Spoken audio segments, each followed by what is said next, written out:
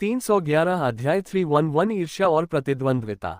Mobile reading. उद्धरण चिन्ह कोष्टक उद्धरण उद्धरण कोष्टक उद्धरण चिन्ह। जब वांग हाओ पेनी के सामने दोबारा आया तो दोनों ने एक दूसरे को अच्छी तरह समझ लिया था और एक दूसरे के साथ मुस्कुराने लगे। ऐसा लगता है कि उनके बीच आदान प्रदान की गई इस मुस्कुराहट में सब कुछ स्पष्ट हो गया है।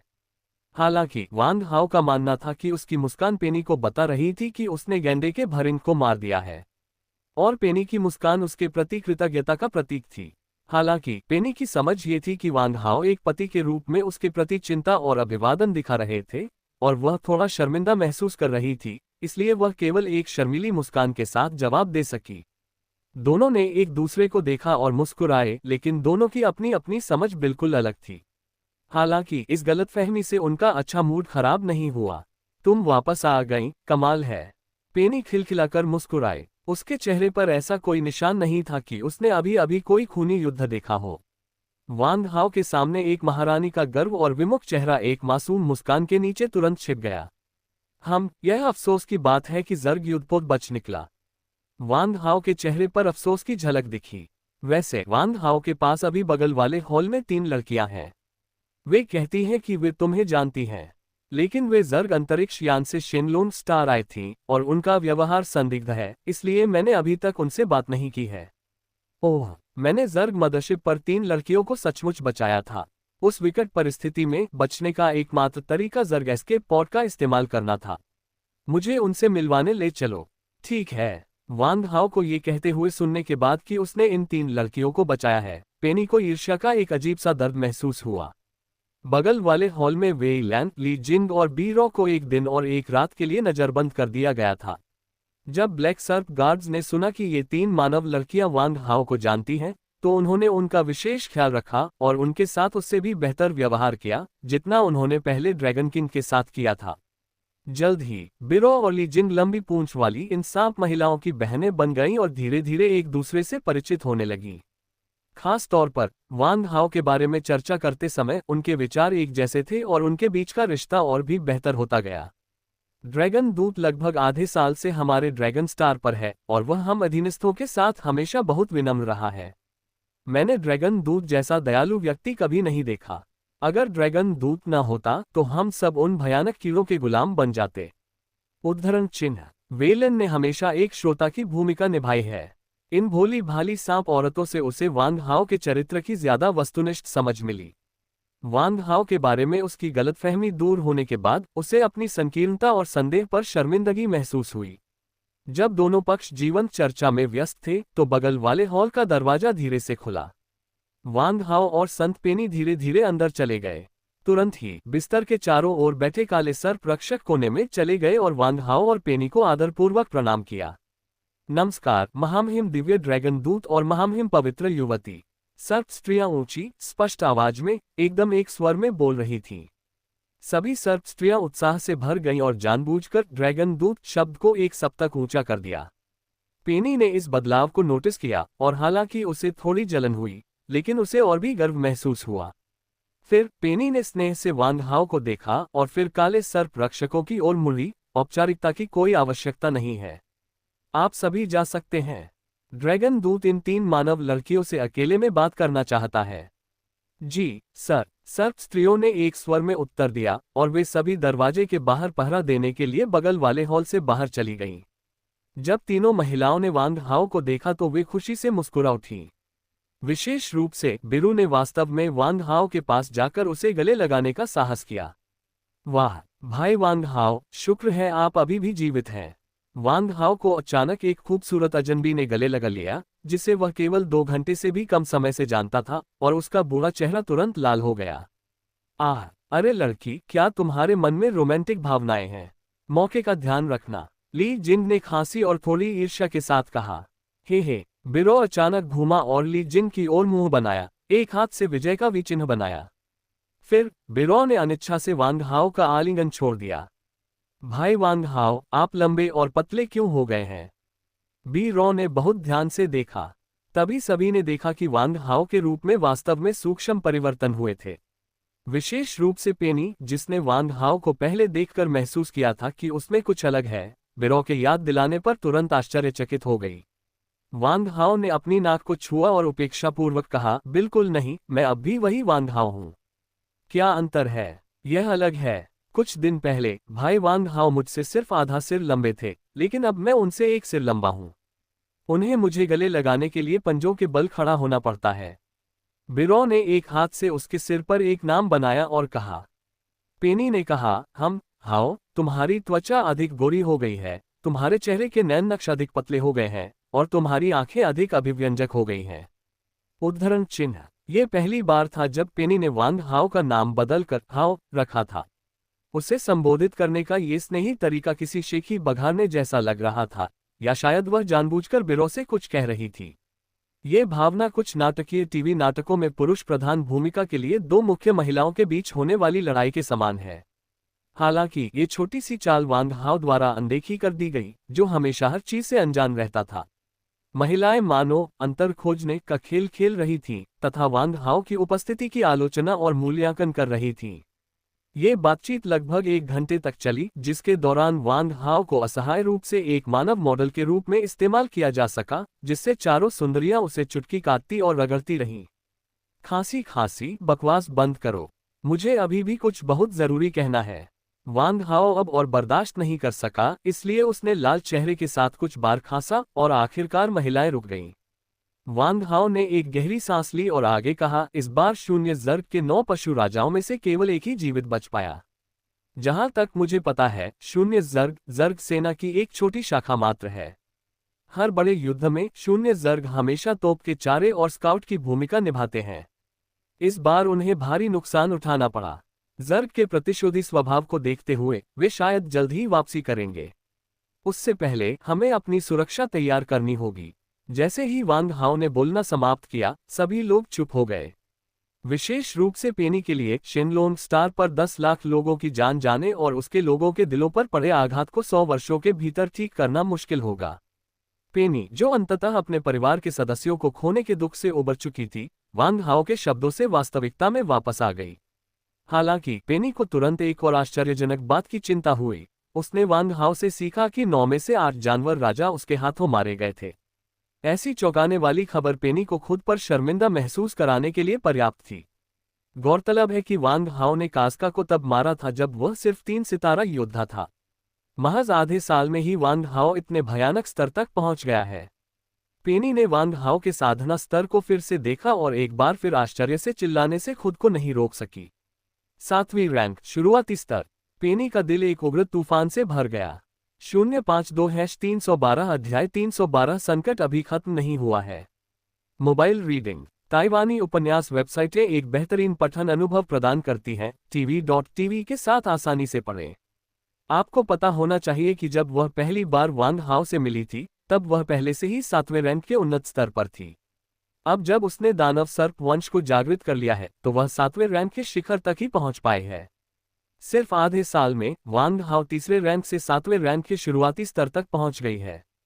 ऐसी भयानक साधना, गति और प्रतिभा नुवा वंश की नंबर 1 प्रतिभा पवित्र युवती को भी हीन महसूस कराएगी। पेनी को ईर्ष्या तो हुई, लेकिन उससे भी अधिक उसे गर्व भी महसूस हुआ। मानसिकता में ये बदलाव शायद सबसे बड़ा मनोवैज्ञानिक परिवर्तन है जो तब होता है जब एक भोली लड़की रातों रात विवाहित महिला में बदल जाती है। ये परिवर्तन इतनी शांति से हुआ कि पेनी को भी इसकी भनक तक नहीं लगी। नवीनतम अध्याय पढ़ने के लिए कृपया देखें साहित्य निर्माण कोष्टक। वांग हाओ के शब्दों ने अभी अभी सबको चुप करा दिया। काफी देर बाद पेनी धीरे से बोली, मैंने ब्लैक सर्प गार्ड की संख्या 1 लाख से बढ़ाकर 5 लाख करने का आदेश दिया है। लगता है मैं जरूरत से ज्यादा सतर्क थी। अगर शून्य कीट राजा सचमुच अपनी पूरी जाति को आक्रमण के लिए नेतृत्व करना चाहता है, तो ये बल काफी नहीं है। इसके अलावा हमारे पास यूनिवर्सल युद्धपोत नहीं है, इसलिए हम हवा में बिल्कुल नुकसान में हैं। हालांकि जनशक्ति की कमी की तुलना में इस समय हमारी जनजाति के लिए सबसे बड़ी समस्या हथियारों की भारी कमी है। वर्तमान में भंडार और मरम्मत योग्य काले लोहे के भालों को मिलाकर हमारे पास केवल लगभग 2 लाख भाले हैं।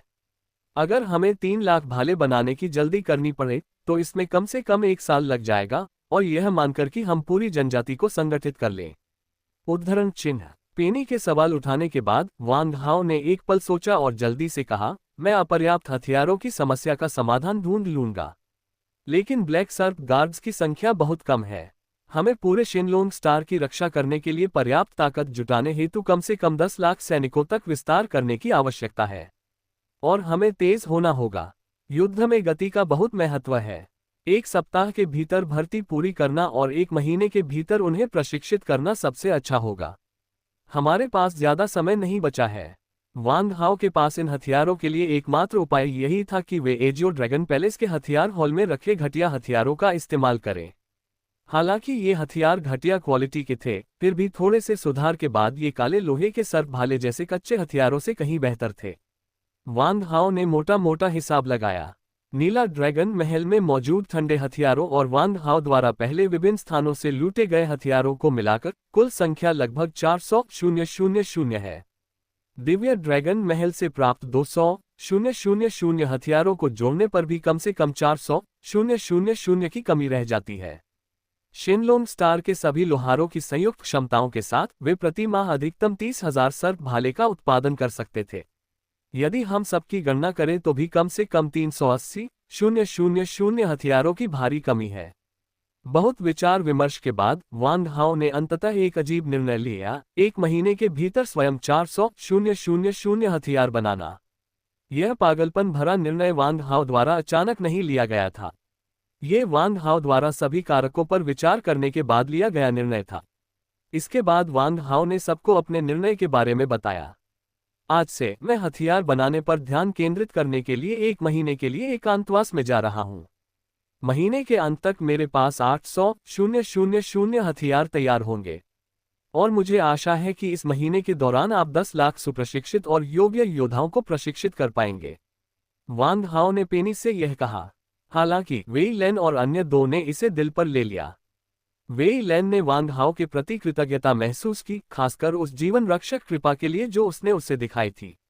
इसलिए ये शब्द सुनकर उसने आखिरी समय में शिनलोंग स्टार को उसकी कठिनाइयों से उबारने में मदद करने का फैसला किया। मैं शामिल हो जाऊंगा। मुझे फेडरेशन की सेना में सेवा करने का 8 साल का अनुभव है। मैं इन लाखों नए रंगरूटों के प्रशिक्षण का भार संभाल सकता हूं। मैं गारंटी देता हूं कि मैं 1 महीने के अंदर मिशन पूरा कर लूंगा। वेई लैन ने दृढ़ दृष्टि और आत्मविश्वास से भरे स्वर में कहा। तो मैं रसद का कार्यभार संभाल लूंगा। मैं लीजर गैरिसन की सभी 108 रेजिमेंटों के लिए रसद का सारा प्रबंध संभाल लूंगा। मुझे लगता है कि आपको 10 लाख लोगों के भोजन, कपड़े और आवास का प्रबंध करने के लिए संघ की प्रथम सैन्य अकादमी के एक रसद विशेषज्ञ के रूप में मेरी आवश्यकता होगी। ली जिंग ने भी इसमें शामिल होने का फैसला किया। बिरू ने अपनी दोनों साथियों को घूरते हुए, कुछ नाराज होते हुए सोचा, तुम लोगों ने मुझसे सारा काम छीन लिया है, तो अब मैं क्या करूं? बीरो की 2 चमकदार आंखें कुछ देर इधर उधर घूमी, फिर अचानक चमक उठी। बस मैं भाई वांग हाओ को हथियारों को निखारने में मदद करूंगी। हालांकि मुझे इसके बारे में कुछ नहीं पता, फिर भी मैं चीजों को हिला सकती हूँ, थोड़ा शारीरिक श्रम कर सकती हूँ और मदद कर सकती हूँ। जैसे ही ये शब्द बोले गए, बाकी तीनों महिलाओं ने बीरो को भयंकर निगाहों से घूरा। चौंक कर बीरो ने जल्दी से अपना सिर नीचे किया और वांग हाओ के पीछे छिप गई। फिर वांग हाओ के पीछे से तीनों महिलाओं की ओर एक खामोश चेहरा बनाया। बीरो की बातें सुनकर वांग हाओ ने अपना सिर हिलाया। जब मैं हथियार बना रहा होता हूं, तो मुझे सबसे ज्यादा डर इस बात का लगता है कि कोई मुझे परेशान कर रहा है। अगर मेरे आसपास कोई जिंदादिल इंसान मुझे लगातार परेशान कर रहा हो, तो मैं हथियार बनाने पर ध्यान केंद्रित नहीं कर पाऊंगा। इसलिए मैंने तुरंत इस विचार को ठुकरा दिया। जब मैं कलाकृतियों को परिष्कृत कर रही होती हूं, तो मुझे एक शांत समय पसंद है। बिरो, अगर तुम मदद करना चाहती हो, तो तुम मंदिर की मरम्मत में कारीगरों की देखरेख क्यों नहीं करती? शून्य कीटों के आक्रमण के दौरान ड्रैगन मंदिर को भारी नुकसान पहुंचा था, और पेनी, एक साध्वी होने के नाते, बहुत से छोटे मोटे काम निपटाती होगी। तुम मंदिर के मरम्मत कार्य की देखरेख में मदद क्यों नहीं करती? वांग हाओ को लगा कि उसका विचार एकदम सही है, लेकिन वह नहीं जानता था कि इससे उसे बाद में बहुत परेशानी होगी, और यहाँ तक कि दोनों महिलाओं के बीच कुछ झगड़े भी हो सकते हैं। ठीक है, मैं अपने हथियार को निखारने के लिए एकांतवास में जा रहा हूँ। इस दौरान मुझे तुम सबको परेशान करना होगा। एक और बात है जो मैं तुम्हें बताना भूल गया। शायद 1 महीने में मैं एक अंतरिक्ष यान बना सकूंगा और फिर सब लोग आकाशगंगा में वापस जाकर अपने परिवारों से मिल सकेंगे। वाह! बिरू उछल पड़ा और खुशी से बोला। वेलान और लिजिंग भी खुशखबरी सुनकर बहुत खुश हुए। इस बीच पेनी को न जाने क्यों एक उदासी का एहसास हुआ। एक महीना, मैं सचमुच चाहती हूं कि यह महीना कभी ना आए। महिलाओं से अलग होने के बाद वांग हाओ अकेले ही दिव्य ड्रैगन पैलेस के भूमिगत भाग में चले गए। युवानलोक का प्रशिक्षण कक्ष, ये पूरे युवानलोक जहाज पर सबसे ठोस और सबसे बड़ा क्षेत्र है, जहां वांग हाओ अगले महीने हथियारों को परिष्कृत करने में बिताएंगे। वांग हाओ हथियार बनाने में कोई अजनबी नहीं था। डोरान ब्लेड जो उन्होंने इस्तेमाल किया वह वांग हाओ की हथियार बनाने की पहली कोशिश की उत्कृष्ट कृति थी। वांग हाओ को आज भी उस पहली बार हथियारों को परिष्कृत करने की याद ताज़ा है, एक ऐसी याद जो उन्हें साफ साफ याद है और जिसे वे कभी नहीं भूल पाए हैं। वांग हाओ को काले मनके के पिछले मालिक मोदी, जो एक कुशल कारीगर थे, की सारी यादें पता थीं, जो उन्होंने अपने पूरे जीवन में संचित की थीं। जब भी उसे फुर्सत मिलेगी वो इसकी समीक्षा करेगा। इसलिए हालांकि वांग हाओ के पास हथियारों को परिष्कृत करने के ज्यादा मौके नहीं हैं, फिर भी हथियार शोधन सिद्धांत का उसका ज्ञान आकाशगंगा के किसी भी शीर्ष हथियार शोधन गुरु के बराबर या उससे भी कहीं ज्यादा है। केवल एक महीने में 400,000 हथियारों का निर्माण पूरा करना अत्यंत कठिन है। फिगा कंपनी की क्षमताओं के साथ भी प्रति माह 400,000 से अधिक 5 सितारा हथियारों का उत्पादन करने में सक्षम उत्पादन लाइन विकसित करने की लागत बहुत अधिक होगी। किसी भी मामले में वांग हाओ ने आकाशगंगा में किसी भी हथियार निर्माता के बारे में कभी नहीं सुना था जिसके पास इतनी शक्तिशाली हथियार उत्पादन लाइन हो। उस समय वांग हाओ ने इतने बड़े पैमाने पर हथियार बनाने के लिए पारंपरिक तरीकों का उपयोग करने का इरादा नहीं किया था। आखिरकार जनशक्ति की कमी थी। वास्तव में वहां केवल एक ही व्यक्ति था, वांग हाओ। यदि कोई व्यक्ति एक महीने में 400,000 लोहे की कीलें भी ठोक सके तो भी यह अत्यंत कठिन होगा। उच्च प्रदर्शन वाला हथियार बनाना तो दूर की बात है। वैक्स 6313 अध्याय 313 ऋण प्रवाह। ये समझना महत्वपूर्ण है कि 3 सितारा योद्धा के स्तर से नीचे के हथियारों का बड़े पैमाने पर उत्पादन करना शीर्ष स्तर के हथियार निर्माताओं के लिए भी आसान काम नहीं है। केवल फिगर और नटशेल जैसी शीर्ष कंपनियां ही 4 स्टार या उससे अधिक के हथियारों का बड़े पैमाने पर उत्पादन कर सकती हैं। संपूर्ण आकाशगंगा में, संपूर्ण मानवता संघ में केवल इन 2 कंपनियों के पास ही ऐसी वैज्ञानिक अनुसंधान क्षमताएं और तकनीकी भंडार हैं। जहां तक 5 सितारा या उससे अधिक क्षमता वाले हथियारों का सवाल है, तो संपूर्ण आकाशगंगा अभी तक बड़े पैमाने पर उत्पादन के लिए सक्षम नहीं है। यहां तक कि फिगर कंपनी और नटशेल कंपनी भी केवल 5 सितारा या उससे अधिक के हथियार ही मैन्युअल तरीके से बना सकती हैं। क्योंकि हथियार जितना अधिक उन्नत होगा, उसका डिजाइन और निर्माण उतना ही जटिल होगा। इसे केवल ठंडी मशीनरी और कठोर प्रक्रियाओं द्वारा उत्पादित नहीं किया जा सकता है। ताइवानी उपन्यास वेबसाइटों का एक बड़ा पुस्तकालय है। Luck alpha N C sigma M अत्यंत व्यापक है। अब वांग हाओ को एक महीने के भीतर 400,005 सितारा हथियार बनाने होंगे। यदि इस तरह के लक्ष्य पर आकाशगंगा में किसी भी हथियार निर्माण के संदर्भ में चर्चा की जाए तो ये बच्चों का खेल, पूरी तरह बकवास लगेगा। हालांकि वांग हाओ ने ऐसा सोचने का साहस इसलिए किया क्योंकि वांग हाओ को पूरा विश्वास था कि वह एक महीने के भीतर इतने सारे हथियार बना सकता है। सबसे पहले सामग्री के संबंध में वांग हाओ ने गैंडे के भरिन के भागने वाले पॉट से जो सामग्री लूटी थी वह 400,000 हथियार बनाने के लिए पर्याप्त से अधिक थी। आपको पता होना चाहिए कि खनिजों और कीमती सामग्रियों का ये ढेर कम से कम 6 सितारा या उससे ज्यादा है और ज्यादातर 7 सितारा या उससे भी ज्यादा है। इनका इस्तेमाल आमतौर पर 7 सितारा बीस्ट किंग स्तर के हथियार बनाने के लिए किया जाता है। इनका इस्तेमाल 6 सितारा हथियार बनाने के लिए करना बेकार होगा और 5 सितारा हथियार बनाना तो बिल्कुल बेकार होगा। हालांकि अब समय की कमी है और वांग हाओ के पास हर जगह शोधन सामग्री की खोज करने का समय नहीं है। दूसरे, वांग हाओ के पास हथियारों को परिष्कृत करने के लिए 2 उपकरण हैं। एक मास्टर मोंडो द्वारा उसे दिया गया अज्ञात दवा का बर्तन है और दूसरा एजियो ड्रैगन रिंग में एजियो ड्रैगन का बर्तन है। हालांकि वांग हाओ का इन दोनों शोधन उपकरणों में से किसी का भी उपयोग करने का इरादा नहीं था, क्योंकि पारंपरिक फोजिंग उपकरणों और विधियों का उपयोग करके कम समय में इतनी बड़ी संख्या में हथियार बनाना असंभव है। वांग हाओ जिन शोधन उपकरणों का उपयोग करने जा रहे हैं वे निश्चित रूप से अधिकांश लोगों को आश्चर्यचकित कर देंगे। यह उपकरण कोई और नहीं बल्कि प्रशिक्षण कक्ष में स्थित गुरुत्वाकर्षण कक्ष है। ये सही है, यह एक गुरुत्वाकर्षण कक्ष है। साधना के लिए गुरुत्वाकर्षण बढ़ाने के अलावा गुरुत्वाकर्षण कक्ष का वास्तव में एक और उपयोग है, भारहीनता पैदा करना। हथियार बनाने की वांग हाओ की विधि भारहीनता का उपयोग करना है। ये सही है, ये भारहीनता है। भारहीन वातावरण में शोधन के लिए प्रयुक्त सामग्री हवा में तैरती रहेगी, जो सामान्यतः हथियार शोधक के लिए आदर्श स्थिति होती है। क्योंकि भारहीन वातावरण में विभिन्न पदार्थों की आणविक संरचनाएं अधिक समान रूप से और पूर्णतः एक साथ मिल जाती हैं, जिसके परिणामस्वरूप एक पूर्णतः गोलाकार क्षेत्र बनता है। इसके अलावा वांग हाओ भारहीनता के एक अन्य लाभ का भी लाभ उठाना चाहते हैं। इसका मतलब है कि जब वांग हाओ इन पदार्थों को जलाने के लिए अपनी आत्मा की काली लपटों का इस्तेमाल करता है, तो उसे इस बात की चिंता करने की जरूरत नहीं होती कि ये पदार्थ पूरी तरह पिघल गए हैं या नहीं। वह बस उन्हें हवा में छोड़ सकता है ताकि पदार्थों को पिघलाने, शुद्ध करने और अलग करने की थकाऊ प्रक्रियाएं अपने आप पूरी हो जाएं। इन सामग्रियों से 5 सितारा हथियार बनाना बिल्कुल भी मुश्किल नहीं है। वास्तव में जब तक तापमान और शमन समय को अच्छी तरह नियंत्रित किया जाता है, तब तक बड़ी संख्या में 6 सितारा हथियार बनाना असंभव नहीं है। जहां तक 7 सितारा हथियारों की बात है, यह एक ऐसा कौशल है जो केवल उच्च कुशल हथियार बनाने वालों को ही आता है। इस अपरिष्कृत हथियार निर्माण तकनीक से 7 सितारा या उससे अधिक के हथियार बनाना असंभव है। नवीनतम अध्याय के लिए कृपया देखें कोष्टक। वांग हाओ को बस अपनी मानसिक शक्ति का उपयोग करके पिघले और शुद्ध किए गए द्रव्य के एक उपयुक्त द्रव्यमान को पकड़ना था, उसे भाले के आकार में संघनित करना था और फिर जल्दी से उसे ठंडा करके बुझाना था। दूसरे शब्दों में, वांग हाओ को हथियार बनाने के लिए केवल ठोसकरण और शमन को पूरा करने की आवश्यकता है और बाकी तुच्छ कदम स्वचालित रूप से पूरे हो जाएंगे। इसे ध्यान में रखते हुए वांग हाओ की हथियार बनाने की गति तेज न होना मुश्किल होगा।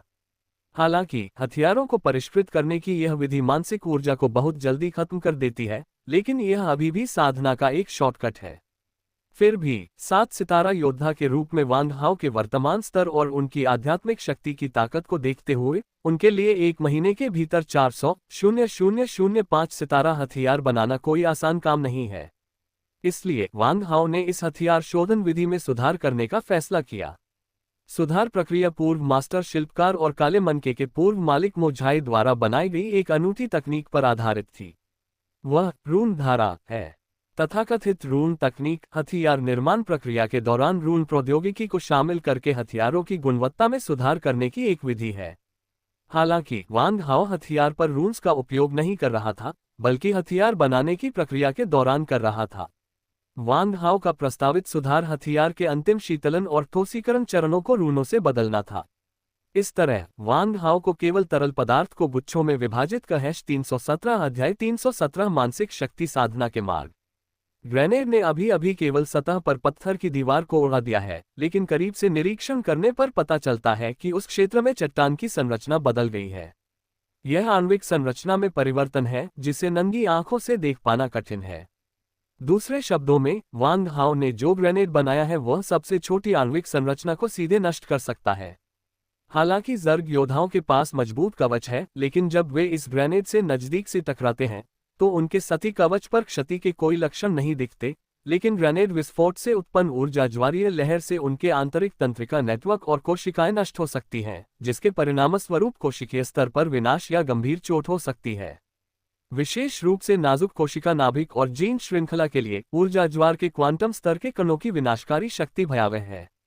यही बात वांग हाओ के ऊर्जा ग्रेनेड को इतना अनोखा बनाती है।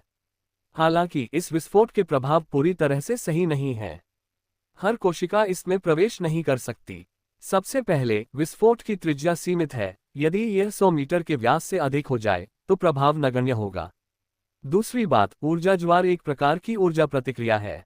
अगर कुछ विशेष जीव ऊर्जा ज्वार के प्रभाव से नहीं डरते या उनकी विशेष रक्त वंशावली ऊर्जा हमलों से प्रतिरक्षित है, तो इस प्रकार का ग्रेनेड उनके लिए बिल्कुल भी खतरा नहीं है। लगातार 3 ग्रेनेड का परीक्षण करने के बाद वांग हाओ ने अपना सिर नीचे कर लिया और चुप हो गया। तीनों ग्रेनेडों का विस्फोट समय क्रमशः 15 सेकंड, 37 सेकंड और 9 सेकंड है। अंतर तो बहुत ज्यादा है। इसे बनाने का पहला प्रयास असफल रहा। यदि विस्फोट के समय को एक निश्चित सीमा के भीतर सख्ती से नियंत्रित नहीं किया जा सकता, तो ये ग्रेनेड लगभग एक टाइम बम जैसा बन जाता है, जिससे आकस्मिक चोट लगने की त्रासदी आसानी से हो सकती है। नवीनतम अध्यायों के लिए कृपया देखें। सामान्यतया गैलेक्टिक फेडरेशन सैन्य आयोग के मानकों के अनुसार चुंबकीय तूफान ग्रेनेड का विस्फोट समय 7 5 सेकंड है और कारखाना मानक यह है कि प्रत्येक 10,000 ग्रेनेड के लिए विस्फोट समय में कुल त्रुटि 1 सेकंड से अधिक नहीं होनी चाहिए। अर्थात प्रत्येक ग्रेनेड के विस्फोट समय में औसत त्रुटि 1 सेकंड के 10,000वें हिस्से से अधिक नहीं है। हालांकि वांग हाओ की ऐसी सख्त आवश्यकताएं नहीं थीं, लेकिन कम से कम उनके द्वारा हाथ से बनाए गए प्रत्येक ग्रेनेड की त्रुटि 1 सेकंड से अधिक नहीं होनी चाहिए। हालांकि केवल 3 ग्रेनेड बनाए गए और सबसे बड़ी त्रुटि 28 सेकंड की थी। असमानता बहुत अधिक है। वांग हाओ के विश्लेषण के बाद समस्या मुख्य रूप से ऊर्जा खदान के साथ है। चूंकि ऊर्जा अयस्क स्वयं एक प्रकार का अयस्क है, इसलिए इसकी आंतरिक अशुद्धियां असमान रूप से वितरित होती हैं, इसके ऊर्जा स्तर भिन्न भिन्न होते हैं और इसकी बनावट भी भिन्न होती है। इसके परिणामस्वरूप विस्फोटक ऋण उत्कीर्ण होने के बाद विस्फोट के समय में इतनी बड़ी त्रुटि होती है। जब तक वांग हाओ प्रत्येक ग्रेनेड में ऊर्जा खनिजों की समान शुद्धता, बनावट, मात्रा और ऊर्जा स्तर का उपयोग नहीं करते, तब तक विस्फोट समय में ये त्रुटि आसानी से समाप्त नहीं की जा सकती। हालांकि ऐसे ऊर्जा खनिजों को खोजना अत्यंत कठिन है और प्राकृतिक रूप से खनन किए गए ऊर्जा खनिज आमतौर पर ऐसी कठोर आवश्यकताओं को पूरा करने में असमर्थ होते हैं। वांग हाओ अब दुविधा में था। पूरी तरह से हैरान, वांग हाओ ने एक चुंबकीय तूफान ग्रेनेड को अलग करने का फैसला किया ताकि यह अध्ययन किया जा सके कि संघीय सेना विस्फोट समय की समस्या को कैसे हल करती है। 10 मिनट बाद जब वांग हाओ ने एक चुंबकीय तूफान ग्रेनेड को सावधानीपूर्वक अलग किया तो वह उसकी अद्भुत आंतरिक संरचना से आकर्षित हुए बिना नहीं रह सका। मैं समझ गया। मैंने कभी नहीं सोचा था कि इतने छोटे ग्रेनेड में इतने सारे अद्भुत डिजाइन हो सकते हैं। वांग हाओ ने पाया कि चुंबकीय तूफान ग्रेनेड के आंतरिक फ्यूज में 2 विस्फोट उपकरण थे, एक विलंबित विस्फोट फ्यूज जो उसके लिए एक बड़ा सिरदर्द था और एक प्रभाव विस्फोट उपकरण। विलंबित विस्फोट एक ऐसा उपकरण है जो ये सुनिश्चित करता है कि सुरक्षा रिंग खींचने के बाद ग्रेनेड एक निर्दिष्ट समय के भीतर विस्फोटित हो जाए। प्रभाव विस्फोट उपकरण सुरक्षा रिंग के मुक्त होने के बाद लक्ष्य पर हिंसक प्रभाव डालने के तुरंत बाद ग्रेनेड को विस्फोटित कर देता है। दोनों उपकरण एक अंडे के आकार के ग्रेनेड में एकीकृत हैं, एक दूसरे में हस्तक्षेप किए बिना, फिर भी वे विस्फोट और सुरक्षा दोनों में सर्वोच्च उपलब्धि हासिल करते हैं। इस स्तर की कारीगरी ने वांग हाओ को आश्चर्यचकित कर दिया। चूंकि देरी को नियंत्रित नहीं किया जा सकता, वांग हाओ ने विलंबित विस्फोट डिजाइन को पूरी तरह से त्यागने और सीधे एकल प्रभाव आधारित डिजाइन को अपनाने का फैसला किया। अर्थात सुरक्षा रिंग खींचने के बाद ग्रेनेड फेंका जाता है और जर्ग के बाहरी आवरण से टकराने पर विस्फोट हो जाता है। विलंबित विस्फोट के समय को नियंत्रित करने में कठिनाई की तुलना में ये प्रभाव आधारित डिजाइन सरल है और यहां तक कि इसका विस्फोट प्रभाव भी बेहतर है। इसके तुरंत बाद वांग हाओ ने 3 और नए ग्रेनेड बनाए, जिनमें सभी में प्रभाव ट्रिगर विस्फोट डिजाइन का उपयोग किया गया था। छोटे मोटे प्रभावों के बीच अंतर करने के लिए, जैसे कि जब ग्रेनेड हाथ में पकड़े हुए गलती से गिर जाता है, तो वांग हाओ ने प्रभाव विस्फोट बल को समायोजित किया ताकि यह सुनिश्चित हो सके कि यह केवल लक्ष्य के साथ वास्तविक प्रभाव पर ही विस्फोट करेगा। अंत में परिणाम वांग हाओ की अपेक्षा से बेहतर था। तीनों ग्रेनेड 50 मीटर दूर पत्थर की दीवार से टकराने के तुरंत बाद फट गए। फिर वांग हाओ ने तुरंत हथगोले बनाना शुरू कर दिया। ग्रेनेड बनाते समय वांग हाओ ने पुरानी विधि का उपयोग किया। सबसे पहले उन्होंने 200 ऋण सांचे बनाए और फिर उन्होंने पर्याप्त ग्रेनेड गोले बनाए। फिर एक एक करके उन्होंने विस्फोटक ऋणों को उकेरना शुरू किया और अंतिम स्थापना की ओर आगे बढ़े। ये विस्फोटक ऋण सरल हैं, लेकिन उनकी विशाल संख्या उन्हें एक दुर्जय शक्ति बनाती है और वे जो मानसिक ऊर्जा खर्च करते हैं वह भयानक है। वांग हाओ की 7वीं स्तर की ताकत और उल्का स्तर की आध्यात्मिक आग के साथ भी इस तरह के तीव्र उपभोग के लिए उसे अपनी आध्यात्मिक शक्ति को फिर से भरने के लिए हर 2 घंटे में जीवन के जल का सेवन करने की आवश्यकता होती थी। हालांकि जैसे जैसे वांग हाओ ने अपनी मानसिक ऊर्जा का अधिक बार उपयोग किया, उन्हें धीरे धीरे पता चला कि उनके मानसिक ऊर्जा सागर में सूक्ष्म परिवर्तन हो रहे थे। चेतना के सागर में उन आध्यात्मिक महासागरों का क्षेत्र उपयोग और पुनर्स्थापित होने के बाद धीरे धीरे बढ़ेगा। इसके अलावा बढ़ी हुई मानसिक शक्ति मूल मानसिक शक्ति की तुलना में अधिक केंद्रित हो गई और मानसिक शक्ति के समुद्र में अशुद्धियां थोड़ी थोड़ी करके भस्म होती दिखीं। प्रतिस्थापन के कई चक्रों के बाद वांग हाओ ने पाया कि आध्यात्मिक शक्ति का समुद्र शुद्ध हो गया था और इसमें अधिक परिष्कृत ऊर्जा थी। ये वही बात हो सकती है जिसे मजबूत लोग अक्सर इसका उपयोग करो या इसे खो दो के रूप में संदर्भित करते हैं। वांग हाओ ने हमेशा अपनी शारीरिक क्षमताओं को बेहतर बनाने पर ध्यान केंद्रित किया है। आत्मा तकनीक प्राप्त करने के बाद उनकी आत्मा लगातार विकसित और उन्नत होती रही है, लेकिन उन्होंने अपनी मानसिक शक्ति को बेहतर बनाने की हमेशा उपेक्षा की है। इस हथियार निर्माण प्रक्रिया के दौरान वांग हाओ ने पाया कि रूनों के निर्माण और उत्कीर्णन के दौरान मानसिक ऊर्जा की निरंतर खपत और पुनःपूर्ति वास्तव में मानसिक ऊर्जा को प्रशिक्षित करने का एक बहुत अच्छा तरीका था। इससे वांग हाओ को अपनी आध्यात्मिक शक्ति विकसित करने का एक तरीका मिल गया। 5 दिन बाद वांग हाओ ने 3 मिलियन हैंड ग्रेनेड तैयार कर लिए थे। हैंड ग्रेनेड बनाने की प्रक्रिया के दौरान वांग हाओ की मानसिक शक्ति में सुधार जारी रहा और उन्होंने उत्पादन दक्षता में सुधार करने के लिए कई तरीकों में भी महारत हासिल की।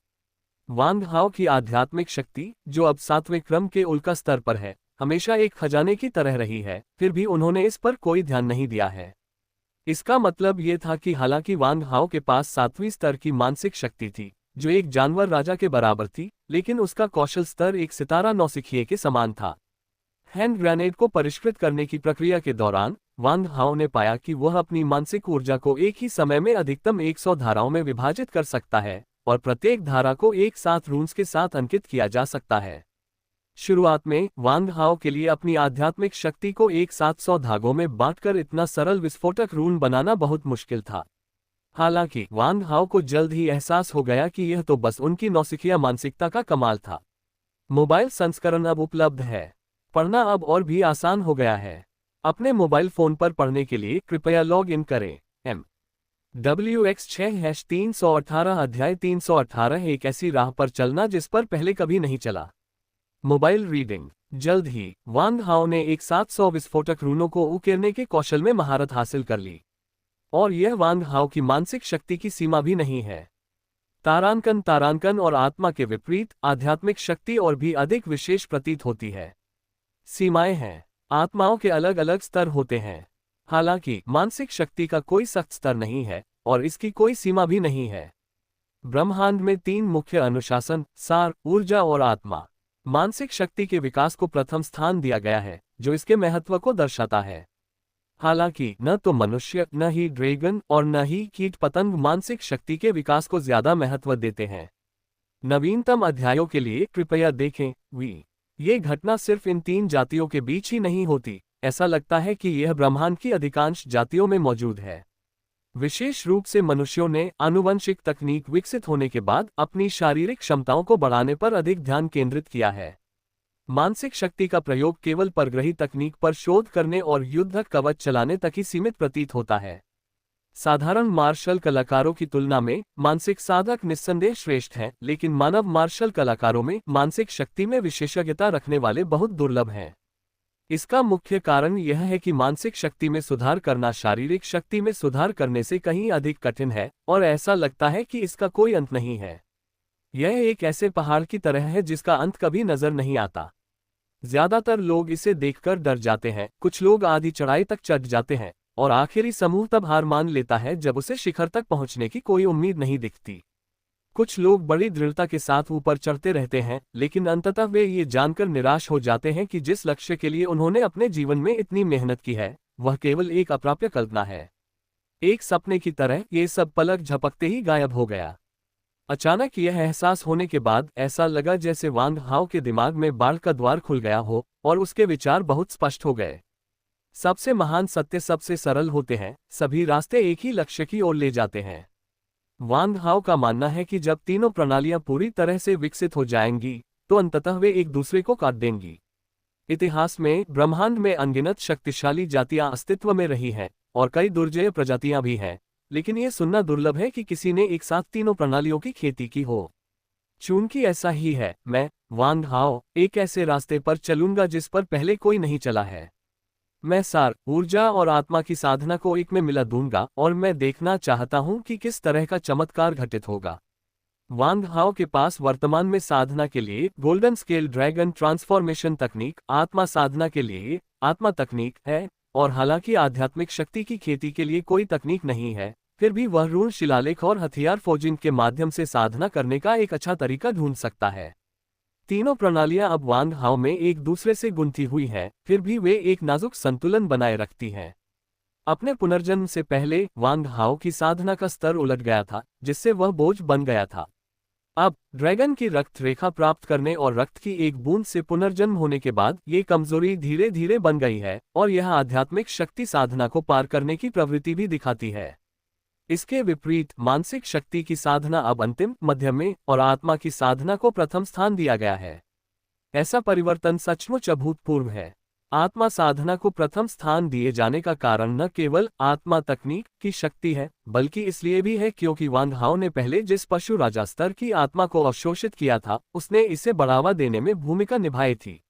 अब जबकि वांग हाओ ने अपने आत्मा स्थान में सभी जानवर राजा स्तर की आत्मा ऊर्जा को अवशोषित कर लिया है, तो अब उसकी साधना के विस्फोट का समय आ गया है। जर्ग गैलेक्सी, शून्य जर्ग क्षेत्र, शून्य राजा का महल। 9 पशु राजाओं में चौथे स्थान पर स्थित कामसी कांपते हुए जमीन पर पड़ा था। शून्य सिंहासन पर लाल वस्त्र पहने एक मोहक महिला रक्त लाल तरल का एक कप पी रही थी। तो एओ तियान का पुराना ड्रैगन मर गया है। महिला की ठंडी आवाज में जानलेवा इरादे की हल्की सी झलक थी। कामसी जमीन पर गिरी पड़ी थी और उसका पूरा शरीर कांप रहा था। जो एक बहुत ही आसान विजय अभियान माना जा रहा था, वह तब एक आपदा में बदल गया जब एक मानव हत्यारा कहीं से प्रकट हुआ, जिसके परिणामस्वरूप 9 पशु राजाओं में से 8 की मृत्यु हो गई और केवल पशु राजा ही बच सका। 1 घंटे पहले ये शून्य शहर में पहुंचा था और तुरंत शून्य कीट राजा द्वारा बुलाया गया था। भयभीत हृदय के साथ कामसी शून्य महल में प्रवेश किया और शून्य कीट राजा को देखते ही तुरंत जमीन पर लेट गया, अपना सिर उठाने का साहस नहीं कर सका। शून्य सिंहासन पर लाल वस्त्र पहने महिला कोई और नहीं बल्कि शून्य कीट रानी, एक पशु राजा स्तर की शून्य लुटेरी है। हालांकि अब वह एक शक्तिशाली पशु राजा है, उसने कीट जाति का कुरूप रूप त्याग दिया है और अपने परिवर्तन के बाद मानव रूप धारण कर लिया है। इस शून्य राजा की बात करें तो यह जर्ग के बीच एक अनोखा प्राणी है। जर्ग होने के बावजूद इसे अपनी जर्ग पहचान पसंद नहीं है और यह एक इंसान की भूमिका निभाना पसंद करता है। ओह, ये सीनियर एओ तो मर गए होंगे। उनके बाकी 7 साथियों ने भी उस इंसान के हाथों अपनी जान गंवाई होगी। कामसी की आवाज कांप रही थी क्योंकि वह कीट का सिर उठाने की हिम्मत नहीं कर पा रहा था, क्योंकि वह अपने दिल में जानता था कि उनके कीट राजा को अपने साथी कीटों की आंखें देखना पसंद नहीं है। तो फिर तुम अभी तक जीवित कैसे हो? ध्वनि अचानक बर्फीली और तीखी हो गई और ऐसा लगा जैसे वह स्थान हजारों वर्षों की बर्फ से जम गया हो। कामसी एक पंक्चर हुए गुब्बारे की तरह पिचक गया और जमीन पर गिर पड़ा। उसकी आवाज कांप रही थी और उसने कहा, महाराज, मैं कायर नहीं था, बस वो इंसान बहुत ताकतवर था। अगर मैं समय पर वापस नहीं आता तो मेरे कबीले के सारे योद्धा मारे जा सकते थे और यह युद्धपोत भी लूट लिया जाता। कामसी कांप उठा और उसने स्वयं को जिम्मेदारी से मुक्त करने का भरसक प्रयास किया। हे, तो क्या इसका मतलब है कि मुझे आपको धन्यवाद देना चाहिए और आपको अच्छा इनाम देना चाहिए? ये बहुत ज्यादा मांग है, बहुत ज्यादा मांग है। यह मेरा कर्तव्य है कामसी कि मैं महाराज की पूरी तरह से सेवा करूं और उनके लिए मर जाऊं। लाल कपड़ों वाली औरत ने फिर एक ही झटके में शराब का गिलास कुचल दिया। तुम्हारी निस्वार्थ भक्ति की तो बात ही कुछ और है। तो फिर मैं, सम्राट, तुम्हारी इच्छा पूरी करती हूं। अब तुम मर सकती हो। इससे पहले कि वह बोलना समाप्त कर पाता, शून्य कीट राजा ने अपनी तर्जनी उंगली बढ़ाकर कामसी की ओर इशारा कर दिया। अगले ही क्षण तर्जनी उंगली के सिरे से एक काली ऊर्जा का गोला निकला, जो काली बिजली के एक बोल्ट में परिवर्तित हो गया, जो तुरंत कामसी के सिर में प्रवेश कर गया तथा उसके मस्तिष्क के कठोर कवच में अंगूठे के आकार का एक छेद कर दिया। तू उद्धरण चिन्ह। कामसी के बोलने से पहले ही विस्सिंकम ने महसूस किया कि उसकी जीवन शक्ति गायब हो गई है, मानो उसकी आत्मा एक काली बिजली के बोल्ट से चकनाचूर हो गई हो और वह तुरंत मर गया। शून्य कीट राजा ने केवल एक उंगली बढ़ाकर एक जानवर राजा स्तर के प्राणी को तुरंत मार डाला। हॉल के अंदर मौजूद अन्य शून्यलिंग रक्षक इस दृश्य से काफी परिचित थे और उन्होंने जल्दी से कामसी के शरीर को महल से बाहर ले गए। वह शापित केचुआ आखिरकार मर गया। मैं आखिरकार आजाद हूं और अब मैं उस बूढ़े अजगर के नियंत्रण में नहीं हूं। आखिर किस तरह का इंसान उस बूढ़े अजगर को मार सकता है? दिलचस्प, मैं सचमुच उससे मिलना चाहता हूं। संयोग से मेरे हरम में अभी भी एक महारानी नहीं है। हा। शून्य कीट राजा ने हवा में तैरते एक क्रिस्टल को देखा और एक काले बालों वाले आदमी का युद्ध वीडियो देखा। क्रिस्टल मानव सिर के आकार का था और उसके पारदर्शी केंद्र के भीतर एक मानव आंख जैसी दिखने वाली काली आंख थी, आधी खुली और आधी बंद। उस आंख पर दिखाई गई छवि में एक काले बालों वाला मानव एक हाथी भरिंग को मारने के लिए एक अजीब तलवार तकनीक का इस्तेमाल कर रहा था। जर्ग इस क्रिस्टल को शून्य की आंख कहते हैं, जिसमें कई रहस्यमय और अप्रत्याशित क्षमताएं हैं।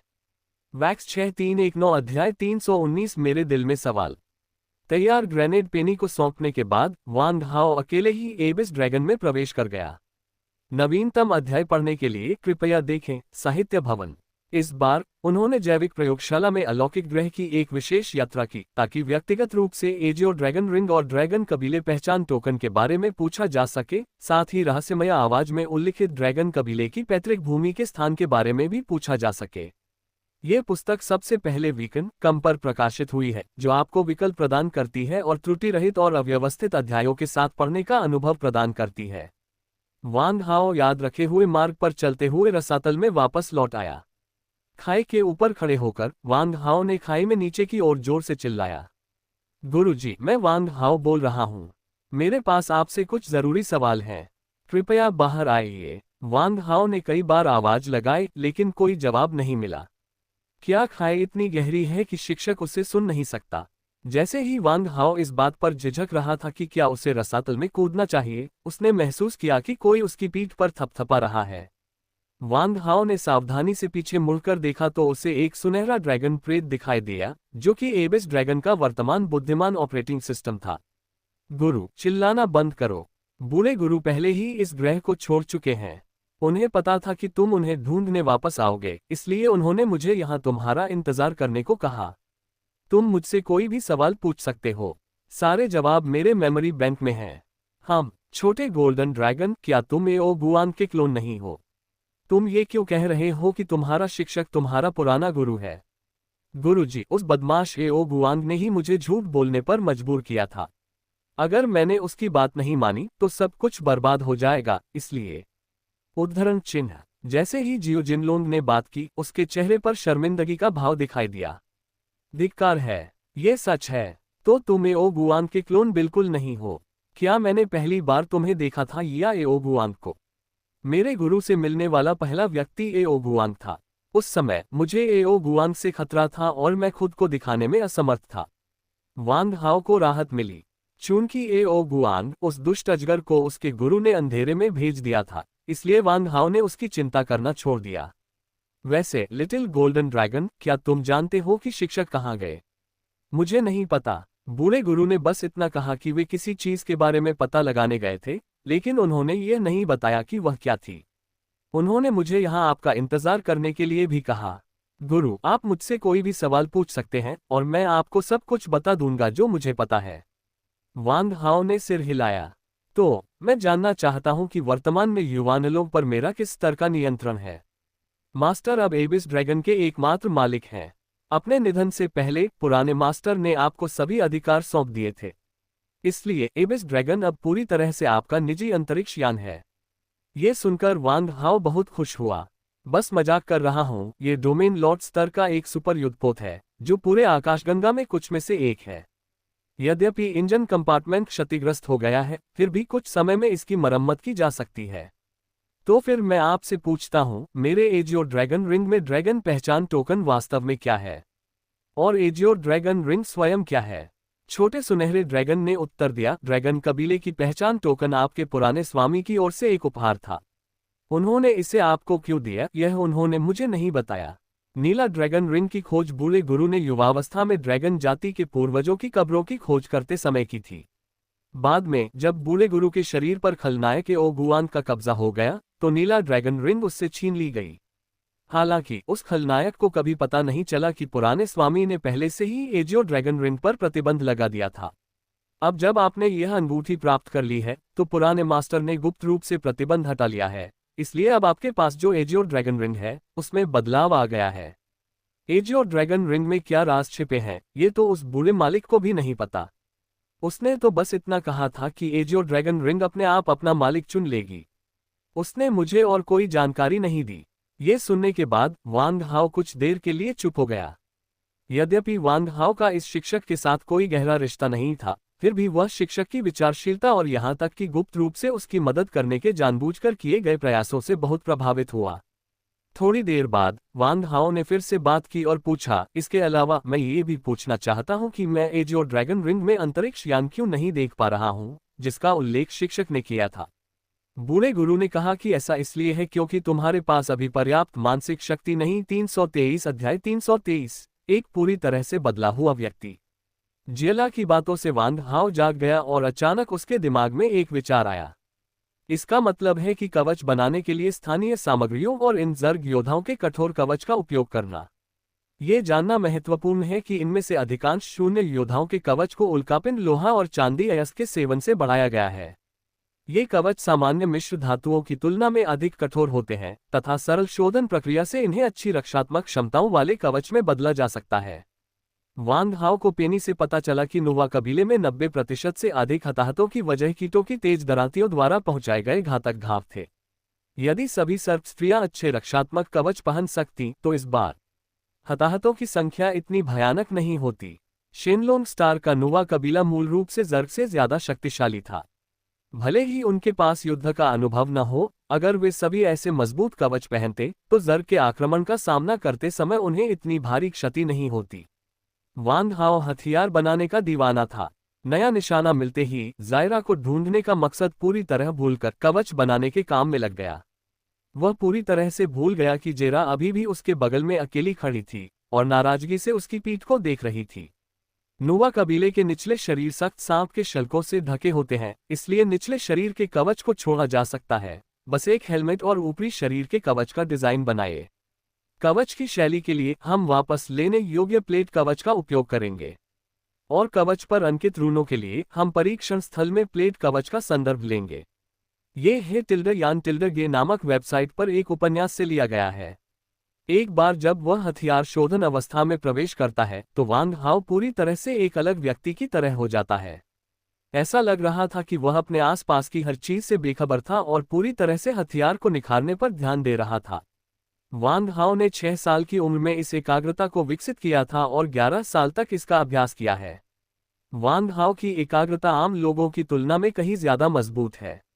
जियला ने वांग हाओ की हर हरकत को जिज्ञासा से देखा, खुद से कुछ बुदबुदाया। उसकी केंद्रित आंखें और विचारशील अभिव्यक्ति उसे अपनी ओर खींच रही थी। अनजाने में वह वांग हाओ की एकाग्रता से बहुत आकर्षित थी। अंततः जायरा पंखुड़ियों से बाहर निकलकर वांग हाओ के पीछे एक चट्टान पर बैठ गई और चुपचाप बिना कुछ बोले उसकी हर हरकत पर नजर रखने लगी। वांग हाओ, जो हथियार को परिष्कृत करने में पूरी तरह से लीन था, ऐसा लग रहा था जैसे उसने अपनी याददाश्त खो दी हो और वह पूरी तरह से भूल गया हो कि जेरा अभी भी उसके पीछे है। ऐसा लगता है जैसे वह पूरी तरह से अलग व्यक्ति बन गया है। वांग हाओ ने एजियो ड्रैगन कडलरॉन को सीधे एजियो ड्रैगन रिंग से लिया। ये पहली बार था जब उसने एजियो ड्रैगन कडलरॉन का उपयोग किया था। नीला ड्रैगन कड़ाही का उपयोग सामान्य औषधि कड़ाही से अलग तरीके से किया जाता है। सामान्य औषधि कड़ाही मानसिक शक्ति द्वारा सक्रिय होकर कड़ाही के भीतर भट्ठी की आग को स्वतः प्रज्वलित कर देती है। हालांकि एजियो ड्रैगन कॉल्ड्रॉन में कॉल्ड्रॉन अग्नि को सक्रिय करने के लिए रून नहीं होते हैं। इसके बजाय उपयोगकर्ता को अपनी स्वयं की आध्यात्मिक अग्नि को प्रत्यारोपित करने की आवश्यकता होती है। सौभाग्य से वांग हाओ के पास आत्मा काली ज्वाला थी, अन्यथा वह नीला ड्रैगन कड़ाही का उपयोग करने में सक्षम नहीं होता। साधारण कड़ाई के विपरीत एजियो ड्रैगन कड़ाई में स्थानिक वलय के समान एक छिपा हुआ स्थान होता है और इसका आंतरिक भाग कई अलग अलग स्थानों में विभाजित होता है, जिसका अर्थ है कि यह एक साथ n प्रकार की सामग्रियों को परिष्कृत कर सकता है। आत्मा की काली ज्वाला को बुलाने के बाद वांग हाओ ने उसे नीला ड्रैगन कड़ाही में प्रत्यारोपित कर दिया। फिर उसने नीला ड्रैगन कड़ाही को सक्रिय किया और जमीन पर बिखरे कीट योद्धाओं की लाशों को प्रारंभिक शोधन के लिए नीला ड्रैगन कड़ाही में फेंकना शुरू कर दिया। वांग हाओ को बस अपनी मानसिक ऊर्जा का एक छोटा सा हिस्सा नीला ड्रैगन कड़ाही के अंदर के तापमान को नियंत्रित करने के लिए लगाना है। व्यवहार में यह मास्टर मुंडो की औषधि कड़ाही की तुलना में कहीं अधिक सरल और कम कष्टदायक है। इसी समय वांग हाओ ने कवच के लिए रून सांचे बनाना भी शुरू कर दिया। कवच प्लेटों को 16 भागों में विभाजित किया गया है, इसलिए रून सांचों का एक सेट बनाने के लिए वांग हाओ को 16 अलग अलग रून सांचों को बनाने की आवश्यकता है। वांग हाओ ने ऐसे रून सांचों के कुल 20 सेट बनाए, यानी कुल 320 रून सांचे। ये काम सिल्वर सर्प भाला बनाने से कहीं ज्यादा है। इसके अलावा कवच भाले जैसे साधारण आकार वाले हथियारों से अलग होता है। चूंकि यह शरीर पर फिट होने के लिए बनाई गई एक विशेष आकार की वस्तु होती है, इसलिए कवच के प्रत्येक घटक को निर्माण के दौरान पॉलिश करना पड़ता है, जो बहुत जटिल होता है। सौभाग्य से नुवा कुल में पूरी तरह से महिलाएं थीं, इसलिए वांग हाओ को केवल एक ही टेम्पलेट बनाने की जरूरत पड़ी। वरना अगर पुरुष होते तो वांग हाओ को दुगने रून टेम्पलेट बनाने पड़ते। केवल रूम टेम्पलेट्स बनाना ही वांग हाओ को थका देने के लिए पर्याप्त होगा। रूम टेम्पलेट्स बनाने में पहले से ही व्यापक अनुभव होने के कारण तथा आसानी से उपलब्ध सामग्री के साथ वांग हाओ ने शीघ्रता से रूम टेम्पलेट्स के 20 सेटों का निर्माण पूरा कर लिया। फिर भी वांग हाओ को इसमें लगभग पूरा दिन लग गया। इस बीच 10,000 काले लोहे के दरांतों के खोल भी नीले ड्रैगन के कड़ाई में पिघल गए। सारी अशुद्धियां दूर होने के बाद वे एक काले झुलसते हुए तरल में बदल गए। मूलतः ये 3 सितारा पदार्थ था, लेकिन एजियो ड्रैगन कॉल्ड्रॉन की चमत्कारिक शोधन प्रक्रिया के माध्यम से इसे लगभग 4 सितारा पदार्थ में परिवर्तित कर दिया गया। इसके बाद वांग हाओ ने इन काले लोहे के हंसियों के घोल में कुछ चांदी अयस्क पाउडर मिलाया और गलाने का काम जारी रखा। चांदी अयस्क जोड़ने का उद्देश्य कवच की रक्षात्मक क्षमताओं को बढ़ाने के साथ साथ इसके लचीलेपन को भी बढ़ाना है। इसके बाद वांग हाओ ने अपनी आध्यात्मिक शक्ति के एक हिस्से को नीला ड्रैगन कड़ाई के भीतर काले तरल को नियंत्रित करने के लिए मोड़ दिया और इसे लगातार इन कवच रून सांचों में इंजेक्ट किया। रून सांचे में बर्फ के रून के ठंडा होने और जमने के बाद वांग हाओ ने बड़ी संख्या में कवच भागों का उत्पादन जल्दी से पूरा कर लिया। फिर मानो जादू से वांग हाओ ने 16 अलग अलग हिस्सों को सामग्री के 16 ढेरों में जमा दिया। सभी जरूरी हिस्से बन जाने के बाद उनमें एक एक करके मजबूत धातु के तार पिरोए गए और कवच का एक सूट तैयार किया गया। 2 दिनों की कड़ी मेहनत के बाद वांग हाओ ने पूरी गहरी घाटी में 50,000 से अधिक मध्यम स्तर के जर्ग योद्धाओं की लाशों को 700,000 कवच के सेटों में बदल दिया। वांग हाओ ने शेष बची सारी सामग्री का उपयोग हेलमेट बनाने में किया और 300,000 हेलमेट बनाए जो कवच के अनुरूप पर्याप्त थे। हालांकि वांग हाओ धातु के तार से कवच के टुकड़े एक एक करके नहीं पहन सकता था। उसकी योजना कवच के टुकड़े सीधे ब्लैक सर्प गार्ड्स को बांटने की थी ताकि वे धातु के तार से पूरा कवच खुद पहन सकें। अगर वांग हाओ अकेले ही 3 लाख कवचों का सेट तैयार कर लेता तो शायद उसे 1 महीने से ज्यादा समय लग जाता। लेकिन अब समय की बहुत कमी है और वैसे भी वांग हाओ के पास इतनी छोटी छोटी बातों पर बर्बाद करने के लिए इतना समय नहीं है। कवच को इकट्ठा करने के लिए इस्तेमाल किए गए धागे के लिए वांग हाओ ने सीधे गोल्डन हॉर्न लॉन्गहॉर्न बीटल और सिल्वर हॉर्न लॉन्गहॉर्न बीटल के पूरे कवच से पाउडर का इस्तेमाल किया, जिसमें एक सुपर मिश्र धातु बनाने के लिए बड़ी मात्रा में विभिन्न कीमती खनिजों को मिलाया गया। वांग हाओ ने अपनी मानसिक शक्ति का उपयोग करके इस मिश्र धातु को धागे में बदल दिया, जिसके बाद मिश्र धातु के रेशे जो बाल के समान महीन थे 1 मीटर व्यास वाले स्टील के तार से भी अधिक मजबूत हो गए। क्योंकि कवच और हेलमेट पूरी तरह से काले थे, वांग हाओ ने उन्हें ब्लैक आयरन आर्मर नाम दिया, जो काफी उपयुक्त नाम था। यद्यपि इसे ब्लैक आयरन आर्मर कहा जाता है, ये सामान्य लोहे की तुलना में बहुत हल्का है। इसका वजन मोटे सूती कोट के बराबर है, लेकिन इसमें 4 सितारा स्तर की रक्षात्मक क्षमताएं हैं। इसका मतलब यह है कि यह सामान्य कमांडरों के हमलों का सामना कर सकता है। आमतौर पर काले लोहे की दराती के लिए इस प्रकार के कवच को भेदना कठिन होता है और यहां तक कि चांदी की दराती के लिए भी ऐसा करने में काफी प्रयास की आवश्यकता होगी। 0 हाइक 324 अध्याय 324 0 की रानी लिया। शेनलोंग स्टार के दक्षिणी ढलान पर स्थित घाटी शेनलोंग पीक से केवल 100 मील दूर है। यह घाटी शेनलोंग मंदिर के निकट एकमात्र स्थान है जहां चमकदार पत्थर का उत्पादन होता है, जो शेनलोंग मंदिर की बाहरी दीवारों और सजावटी मूर्तियों के लिए सबसे अधिक इस्तेमाल किया जाने वाला पत्थर है। शेनलोंग पैलेस की मरम्मत के लिए सैकड़ों वर्षों से बंद पड़ी कांच पत्थर की खदान का संचालन फिर से शुरू हो गया है। कुछ और करने को न होने पर बायोरे खदान का पर्यवेक्षक बन गया। पहले कुछ दिनों तक बिरो को लगा कि खनन स्थल, जिसे उसने पहले कभी नहीं देखा था, बहुत अपरिचित था और वह जिज्ञासा से भरी हुई थी। लेकिन 3 दिन बाद उसे पता चला कि अब वह इसे बर्दाश्त नहीं कर सकती। यह नीरस खदान बहुत उबाऊ थी। लेकिन जब उसने सोचा कि यह वांग हाओ का आदेश है तो अनिच्छा के बावजूद वह डटा रहा। इस दिन हमेशा की तरह मंदिर से निकलने के बाद बिरो पहाड़ी रास्ते पर चला। उसका इरादा दक्षिणी घाटी तक जाकर देखने का था। हम अभी आधा रास्ता ही तय कर पाए थे कि पहाड़ के किनारे चट्टान से एक जोरदार आवाज सुनाई दी। फिर ढेर सारे बड़े बड़े पत्थर नीचे गिरे, जिससे घाटी का रास्ता पूरी तरह से अवरुद्ध हो गया। ये संकरा रास्ता खड़ी पर्वत चोटियों से घिरा है। वापस लौटने के लिए एक बड़े पहाड़ के चारों ओर चक्कर लगाना पड़ेगा, जिसमें 2 दिन लगेंगे। इसके विपरीत कांच की खदान तक पहुंचने में केवल आधा घंटा लगेगा। हताशा के एक क्षण में बिरु ने अपने बगल में खड़ी पहाड़ी पर चढ़ने का जोखिम उठाने का निर्णय लिया।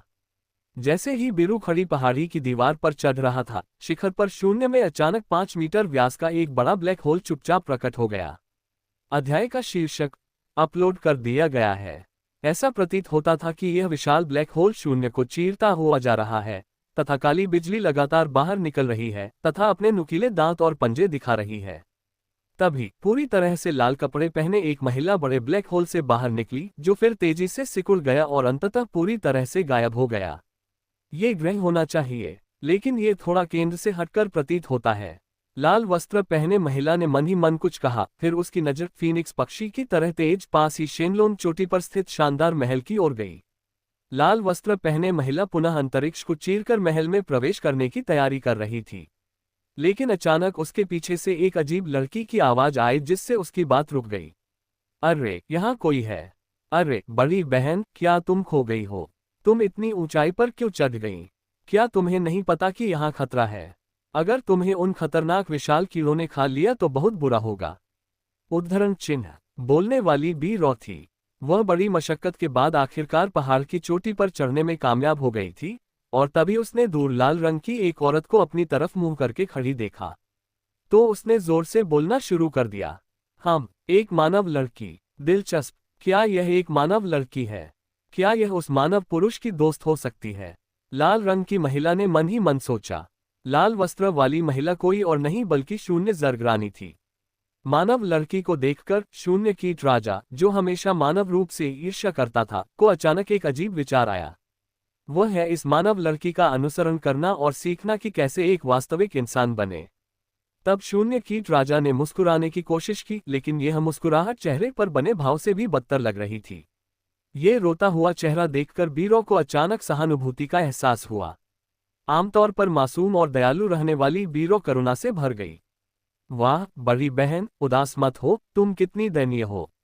तुम्हारा नाम क्या है और तुम कहाँ रहती हो?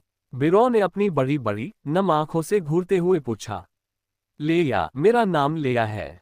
घर, वह बहुत दूर है और मैं खो गई हूँ। शून्य रानी ने अपने लिए एक मानवीय पहचान गढ़ी, लेकिन जब उसने पहली बार मनुष्यों के साथ संवाद किया तो उसकी मानवीय भाषा बहुत धारा प्रवाह नहीं थी और उसका उच्चारण भी अजीब था। हालांकि इस लहजे ने बीरो का ध्यान बिल्कुल भी आकर्षित नहीं किया। वह लाल रंग की महिला के प्रति सहानुभूति से भर गई। कितनी दयनीय बड़ी बहन है। ऐसा क्यों न हो, पहले तुम मेरे साथ खदान पर चलो, फिर मैं तुम्हें दिव्य ड्रैगन पैलेस ले चलूंगा, जहां तुम पवित्र युवती बहन को खोज सकोगी और वह तुम्हें घर ले जाने के लिए किसी को भेज सकती है। बीरो के बोलते ही उसके चेहरे पर एक दिव्य मुस्कान आ गई। फिर वह लिया के पास गई और बिना कुछ कहे उसकी कलाई थाम ली और पहाड़ से नीचे उतरने के लिए तैयार हो गई। वाह बहन, आपके हाथ कितने चिकने हैं। आपकी त्वचा कितनी अच्छी तरह से तैयार है, लेकिन वे बहुत ठंडे हैं। बीरो ने जो हाथ पकड़ा था वह नाजुक और चिकना था, एक बच्चे की त्वचा की तरह, लेकिन यह अविश्वसनीय रूप से ठंडा था, मानो उसने मानव हाथ के बजाय बर्फ का एक टुकड़ा पकड़ा हो। शून्य कीट राजा मूल रूप से मुक्त होना चाहता था, लेकिन जब उसने सोचा कि अब वह इस व्यक्ति से मानव बनना सीखेगा तो उसने विरोध नहीं किया। तुम्हें पता होना चाहिए कि वह शून्य ज़र्ग की रानी है। साधारण ज़र्ग 100 कदम के दायरे में भी आने की हिम्मत नहीं करते, उसका हाथ छूना तो दूर की बात है। पूरी यात्रा के दौरान बीरू ने लिया का हाथ थाम रखा था और उसे रास्ता दिखाया, रोजमर्रा की सभी तरह की बातों पर बातचीत की और उसकी भलाई के लिए चिंता व्यक्त की। इस बीच रिया ने बायोर से मनुष्यों के बारे में कुछ सवाल पूछने की पूरी कोशिश की। उदाहरण के लिए, जब मानव पुरुष और महिला विवाह करते हैं तो ये कैसे काम करता है? सबसे शक्तिशाली मनुष्य की शक्ति का स्तर क्या है? मनुष्य क्या खाना पसंद करते हैं? मनुष्य, बेशक रिया ये बात सीधे तौर पर नहीं पूछेगी, बल्कि वह इसे दोस्तों के बीच बातचीत के रूप में कहेगी। उदाहरण के लिए, बीरू, तुम्हें किस तरह का आदमी पसंद है? आप किस तरह के आदमी से शादी करेगी? ... जब इन निजी मामलों के बारे में पूछा गया तो बीरू शर्मा गई और एक शर्मीली युवती की तरह व्यवहार करने लगी। हालांकि अपने जिंदादिल और चतुर स्वभाव के बावजूद वह अपनी सच्ची भावनाओं को बिल्कुल नहीं छिपा पाती। यहाँ तक कि जिन परिचित लोगों के साथ वह रोजाना रहती है, उनके सामने अपनी भावनाओं को जाहिर करने में उसे थोड़ी शर्मिंदगी भी महसूस हो सकती है। लेकिन अब एक अजनबी का सामना करते हुए उसे ऐसी कोई हिचकिचाहट नहीं हुई और उसने तुरंत जवाब दिया। मुझे जो व्यक्ति पसंद है उसका नाम वांग हाओ है। वह लगभग मेरी ही उम्र का है, मुझसे एक सिर लंबा। उसके बाल काले हैं, वह बहुत सुंदर है और बेशक बहुत काबिल भी है। उसने एक बार मेरी जान भी बचाई थी। उद्धरण चिन्ह। बेशक मैं भाई वांग हाओ से शादी करना चाहती हूँ, लेकिन मुझे ये कहने में शर्म और शर्म आ रही है। इसके अलावा मुझे ये भी नहीं पता कि भाई वांग हाओ की कोई गर्लफ्रेंड है या नहीं। भाई वांग हाओ जैसे सुंदर और योग्य व्यक्ति के पीछे जरूर कई लड़कियां होंगी। मेरी संभावनाएं शायद कम हैं, लेकिन मैं हार नहीं मानूंगी। मैं हमेशा वांग हाओ के साथ रहना चाहती हूँ। अगर मैं उसकी पत्नी नहीं भी बन पाऊं तो भी मैं उसके साथ रहकर संतुष्ट रहूंगी। दरअसल बिरो बेवकूफ नहीं थी। उसने पवित्र युवती के वांग हाओ के साथ स्पष्ट रिश्ते को और साथ ही वेलन और ली जिन की वांग हाओ के प्रति भावनाओं को बहुत पहले ही भांप लिया था। इन तीनों की तुलना में उसका कोई फायदा नहीं था, वह एक बोझ से ज्यादा कुछ नहीं थी। हालांकि जब से वांग हाओ ने उसे बचाया है, वांग हाओ की छवि लगातार उसके दिमाग में घूम रही है। विशेष रूप से आग के समुद्र के बीच जर्ग की विशाल भीड़ का सामना करने वाले उस अकेले योद्धा का आंकड़ा इतना लंबा और इतना राजसी था। इससे पहले कभी किसी लड़के ने उसके दिल में इतनी अप्राप्य जगह नहीं बनाई थी, यहां तक कि उसके सबसे प्रशंसित पिता ने भी नहीं, जो वांग हाओ से कमतर थे। शून्य हाइक 325 अध्याय 325 जीवन में अनाथ मृत्यु के बाद जला दिया गया। Mobile reading. ओह प्रिय, मैं तुम्हें ये कैसे बता सकता था? ये बहुत शर्मनाक है। बीरू शर्मा गई और अपने निजी जीवन से जुड़े किसी भी सवाल का जवाब देने से इनकार कर दिया। नवीनतम अध्याय पढ़ें। हम मानव रूप धारण करने से पहले कीट रानी लिया मानव समाज के बारे में जिज्ञासा से भरी हुई थी। उसने कई मानव विज्ञानियों को अपना शिक्षक बनाकर मानव भाषा और संस्कृति सीखी। जितना अधिक वह मानवता के बारे में जानती थी, उतना ही अधिक वह मानव समाज के लिए लालायित होती थी। यद्यपि रिया मनुष्यों के बारे में विशेषज्ञ बन गई है, फिर भी उसने उन भावनाओं में गहरी रुचि विकसित कर ली है जिनका मनुष्य महत्व रखते हैं। मनुष्य जिसे भावनाएं कहते हैं, उसमें उसकी रुचि इसलिए है क्योंकि वह कभी यह समझ नहीं पाए कि वास्तव में भावनाएं क्या होती हैं। कृपया पढ़ने के लिए ताइवान उपन्यास नेटवर्क याद रखें, TTN। एक जर्ग के रूप में वह कभी नहीं समझ पाए कि मनुष्य भावना से क्या मतलब रखते हैं। ये तीव्र जिज्ञासा, ये समझने की इच्छा कि मनुष्य क्या भावनाएं कहते हैं, वह अंतर्निहित प्रेरक शक्ति है जिसने हमेशा उसे मानव समाज में प्रवेश करने के लिए प्रेरित किया है। लिया को खदान में ले जाने के बाद बिरू तुरंत ड्रैगन पैलेस में लौट आया। शेनलोंग हॉल के सामने का प्लाजा। इस समय वांग हाओ ने नए जाली काले लोहे के कवच को छांटकर चौक के नीले पत्थर के स्लैब पर रख दिया। पेनी और वेइलान को वांग हाओ ने एक तरफ खींच लिया और खड़े होकर देखने लगे। वांग हाओ ने दो व्यक्तियों को बुलाया, आंशिक रूप से उन्हें काले लोहे के कवच की रक्षात्मक क्षमताओं का व्यक्तिगत रूप से प्रदर्शन करने के लिए, और आंशिक रूप से उन्हें नवगठित ब्लैक सरपेंट गार्ड रंगरूटों में काले लोहे के कवच वितरित करने के लिए। बिना किसी अपवाद के पेनी इस संत महिला को वांग हाओ द्वारा एक मानव मॉडल के रूप में इस्तेमाल किया गया था और व्यक्तिगत रूप से वांग हाओ की नवीनतम कृति पर प्रयास किया गया था। जब पेनी ने वांग हाओ द्वारा निर्मित काले लोहे का कवच पहना तो उसका पूरा आचरण बदल गया और वह एक महिला मार्शल की आभा से भर गई जो किसी भी पुरुष से कम नहीं थी। यद्यपि वांग हाओ द्वारा तैयार किया गया कवच अभी भी बहुत खुरदुरा था और उसे सावधानीपूर्वक पॉलिश नहीं किया गया था, फिर भी वह काफी खुरदुरा था और पहनने में बहुत आरामदायक नहीं था। लेकिन पेनी ने कोई शिकायत नहीं की, क्योंकि ये कवच वांग हाओ द्वारा व्यक्तिगत रूप से तैयार किए गए थे। वांग हाओ, ये कवच पहनने में बहुत सुविधाजनक और हल्के हैं। इन्हें बनाने में आपने किन सामग्रियों का इस्तेमाल किया? पेनी ने कुछ उत्सुकता से पूछा। हेलमेट समेत काले लोहे का ये कवच काफी मजबूत लग रहा है। सामान्य ज्ञान के अनुसार अगर यह काले लोहे के भाले बनाने में इस्तेमाल होने वाले काले लोहे से बना होता तो कवच का एक सेट कम से कम 30 पाउंड वजन का होता। पेनी को लगा कि उसके कवच और हेलमेट का कुल वजन 5 पाउंड से अधिक नहीं था, इसलिए वह बहुत हैरान थी। वांग हाओ ने जो कवच बनाया था वह किस सामग्री का था? जब पेनी ने ये सवाल पूछा तो वेई लैन को भी बहुत दिलचस्पी हुई। पहले तो उसका ध्यान कवच पर और उसे नए रंगरूटों में वितरित करने के तरीके पर केंद्रित था, लेकिन पेनी के शब्दों ने उसे कुछ याद दिला दिया। हाँ वांग हाओ, तुम्हारा कवच बहुत अच्छा लग रहा है। यहाँ तक कि फेडरेशन की सेना के हल्के कवच का वजन भी कम से कम 20 पाउंड होता है। तुम्हारा कवच किस चीज से बना है? वेई लैन ने पूछा। वांग हाओ रहस्यमय ढंग से मुस्कुराया और शांति से कहा, ये और क्या हो सकता है सिवाय उस जर्ग के कवच के जिसे हमने मार डाला। मैंने इन कवचों से कवच का ये बैच बनाया है। मैंने पहले इसकी रक्षात्मक क्षमताओं का एक छोटा सा परीक्षण किया था और यह 4 सितारा रक्षा के स्तर तक पहुंचने में सक्षम होना चाहिए। ये शून्य ज़र्ग के काले लोहे के दरांतियों से निपटने के लिए पर्याप्त से भी अधिक होना चाहिए, और कमांडर स्तर के चांदी के दरांतियों के खिलाफ भी इसका एक निश्चित रक्षात्मक प्रभाव है।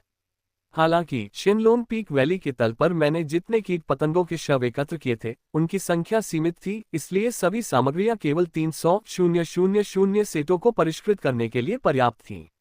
यदि मेरे पास और अधिक कीट पतंगों के शव होते तो मैं और भी अधिक परिष्कृत कर सकता था, ये सुनिश्चित करने का प्रयास करते हुए कि प्रत्येक ब्लैक सर्प गार्ड के पास एक सेट हो। मैं समझ गई, सही। इस कीट आक्रमण के दौरान मैंने ब्लैक सर्प गार्ड्स को आदेश दिया था कि ज्यादातर लाशें शेनलोन पीक से 50 मील नीचे सामूहिक कब्र में जमा कर दें, और मैं उन्हें कुछ दिनों में जलाने की योजना बना रही थी। चूंकि यही बात है, इसलिए मैं ब्लैक सर्प गार्ड्स को आदेश दूंगी कि इन विशाल कीड़ों की सभी लाशें शेनलोन पैलेस ले जाएं और उनसे आपके लिए इस तरह का कवच बनवाएं। पेनी ने आंखें चमकाते हुए कहा। वांग हाओ ने शांति से कहा, इसकी कोई जरूरत नहीं है। ब्लैक सर्प गार्ड्स को अब प्रशिक्षण पर ध्यान केंद्रित करने की जरूरत है। मैं सामूहिक कब्र पर जाकर खुद काले लोहे का कवच तैयार करूंगा। आप पहले कवच का ये बैच बांट सकते हैं। मैं 3 दिनों के भीतर आपको बाकी 700,000 सेट पहुंचाने की कोशिश करूंगा। लेकिन पेनी कुछ कहना चाहती थी, लेकिन वांग हाओ ने एक नजर से उसे चुप करा दिया। कोई बात नहीं, मेरे लिए हथियार बनाना भी साधना का ही एक रूप है। मुझे लगता है कि इस दौरान हथियार बनाने से मेरी साधना काफी बढ़ गई है। इसके अलावा एक इंसान होने के नाते मेरी भी जिम्मेदारी है कि मैं आपको कीड़ों से निपटने में मदद करूं। वांग हाओ ने मन बना लिया था और तुरंत 50 मील दूर सामूहिक कब्र की ओर जाने की तैयारी कर ली थी। बिना किसी हिचकिचाहट या दोनों सुंदरियों को विदाई दिए वांग हाओ सीधे शेनलोन पीक से चले गए। वांग हाओ की पीछे हटती हुई आकृति को देखकर, जो एक काले रंग की प्रतिमूर्ति में बदल गई थी और पहाड़ की सीढ़ियों पर लगातार छलांग लगा रही थी, पेनी की आंखों में आश्चर्य का भाव प्रकट हुआ। यहां तक कि आमतौर पर चुप रहने वाले वेई लैन ने भी अविश्वास से आंखें फाड़कर कहा, इतनी तेज गति! क्या वह 5 सितारा योद्धा हो सकता है? वेई लैन ने पेनी की ओर देखा और उत्सुकता से पूछा। उसकी आंखें पेनी के उत्तर की प्रतीक्षा कर रही थीं। लेकिन पेनी ने चेहर 328 अध्याय 328 शून्य रक्तरेखा मोबाइल रीडिंग। हालांकि वे दोनों भुजाएं कट जाने के बाद भी वांग हाओ के शरीर के अंदर ही रहीं। इससे भी अधिक अविश्वसनीय बात यह है कि पलक झपकते ही उसकी दोनों भुजाएं वांग हाओ के घावों से उगे हजारों लंबे मांसल अंकुरों से घिर गईं, और इन भूखे मांसल अंकुरों ने उन्हें एक क्षण में ही खा लिया, बिना एक हड्डी का टुकड़ा भी बर्बाद किए। वांग हाओ पूरी तरह होश में था, लेकिन सीने में असहनीय दर्द ने उसे पूरी तरह से शक्तिहीन कर दिया था। नवीनतम अध्याय यहाँ पढ़ें। वी अपने शरीर को सीधा रखना पहले से ही काफी कठिन है। जब वांग हाओ ने महसूस किया कि उसका शरीर फिर से एक पारदर्शी झिल्ली से ढका हुआ है, तो वह बहुत खुश हुआ। इस बीच उनकी छाती में जलन बढ़ती गई। वांग हाओ ने नीचे देखा कि उसकी दोनों भुजाएं जल्दी ही सूख गई थीं और उसके घावों से उगने वाले अनगिनत दानेदार ऊतकों ने पलक झपकते ही उन्हें निगल लिया था। फिर यह शुद्ध आनुवंशिक ऊर्जा में परिवर्तित हो जाती है और शरीर की सभी कोशिकाओं द्वारा अवशोषित कर ली जाती है। घाव भी तेजी से सिकुड़ता है और कोमल ताजा दानेदार ऊतक के गुच्छे उगाते हैं। एक पल में इसने वांग हाओ की छाती पर 2 बड़े घावों को भर दिया। चूंकि गंभीर चोट से वांग हाओ के दिल को नुकसान नहीं पहुंचा, इसलिए घाव की मरम्मत अपेक्षाकृत आसान थी। जैसे ही कीट रानी लिया ने आश्चर्य व्यक्त किया, वांग हाओ की चोटें लगभग पूरी तरह से ठीक हो गईं। तुम किस तरह के प्राणी हो? तुम में इतनी भयानक पुनर्योजी क्षमताएं कैसे हो सकती हैं? तुम मनुष्य नहीं हो सकते। एक मनुष्य के पास इतना भयानक रक्त वंश कैसे हो सकता है? तुम किस जाति के हो? लेया के दिल में डर की भावना पैदा हो गई। इस बीच चेतना के सागर में ड्रैगन आत्मा जाग उठी। यह महसूस करते हुए कि वांग हाओ को गंभीर चोटें आई हैं, उसने चेतना के सागर से बाहर निकलने की कोशिश की, लेकिन बाहर का अंधेरा इस समय उसके बस के बाहर था। अंत में लॉन्ग लिंग केवल चेतना के समुद्र में असहाय रूप से रह सकता था। वांग हाओ को इस्तीफे के साथ देख रहा था। गुरुजी, क्या आप ठीक हैं? यह एक अंधेरी जगह है। आपको अपने आसपास की हर चीज से सावधान रहना होगा, खासकर किसी भी गतिशील जीव से। यहाँ तक कि एक केचुए जितना छोटा जीव भी अंधेरी जगह में जीवित रह सकता है। यह एक भयानक अस्तित्व है। लॉन्ग लिंग के स्मरण के बाद वांग हाओ ने भी इसे गंभीरता से लिया। इसलिए वांग हाओ ने गुप्त रूप से अपने शरीर के 100 मीटर के भीतर एक बड़ा मानसिक ऊर्जा जाल स्थापित किया और आसपास के स्थान में हर गतिविधि वांग हाओ की निगरानी में थी। वांग हाओ को यह नहीं पता था कि उसकी चेतना के समुद्र में रहस्यमय काला मन का अंधेरे अंतरिक्ष में प्रवेश करते ही आसपास की अंधेरी ऊर्जा को अवशोषित करना शुरू कर देता है। वांग हाओ के शरीर से फैल रही काली अंधकार में ऊर्जा पूरी तरह से अवशोषित हो गई थी। ये सब वांग हाओ की जानकारी के बिना हुआ। थोड़े समय के लिए काली ऊर्जा को अवशोषित करने के बाद काले मनके का आकार उल्लेखनीय रूप से बढ़ गया तथा इसकी सतह पर सुनहरा पैटर्न अधिक स्पष्ट और चमकीला हो गया। ये पता चलने पर कि वह एक अंधेरे स्थान में है लेकिन उसे कोई नुकसान नहीं पहुंचा है, वांग हाओ का आत्मविश्वास बढ़ गया। तुम चुड़ैल, तुम्हारी पहचान क्या है? तुमने मुझे देखते ही मुझे मारने की कोशिश क्यों की? वांग हाओ चिल्लाया। महारानी लिया जोर से हंसी। हा चुड़ैल, ये कहने का कितना अजीब तरीका है। मैं शून्य कीट कबीले की सर्वोच्च महारानी हूँ। दूसरी ओर आप स्पष्ट रूप से मानव नहीं हैं, फिर भी आपने मेरे शून्य कीट कबीले के 8 पशु राजाओं को मारने के लिए एक तुच्छ मानव का वेश धारण किया। आपका उद्देश्य क्या है? वांग हाओ ने शांति से कहा, मैं एक वास्तविक इंसान हूँ, मुझे किसी का रूप धारण करने की क्या जरूरत है?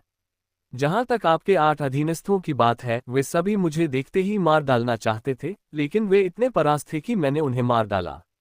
कुतर्क, चूंकि तुम अपनी जाति बताने से इनकार करते हो तो मर जाओ। अंधेरे अंतरिक्ष में प्रवेश करने के बाद कीट रानी लिया आसपास के अंतरिक्ष से फैल रहे अंधेरे ऊर्जा कणों को लगातार अवशोषित कर सकती है। हालांकि अवशोषण क्षमता ज्यादा नहीं है, फिर भी यह कुछ न होने से तो बेहतर ही है।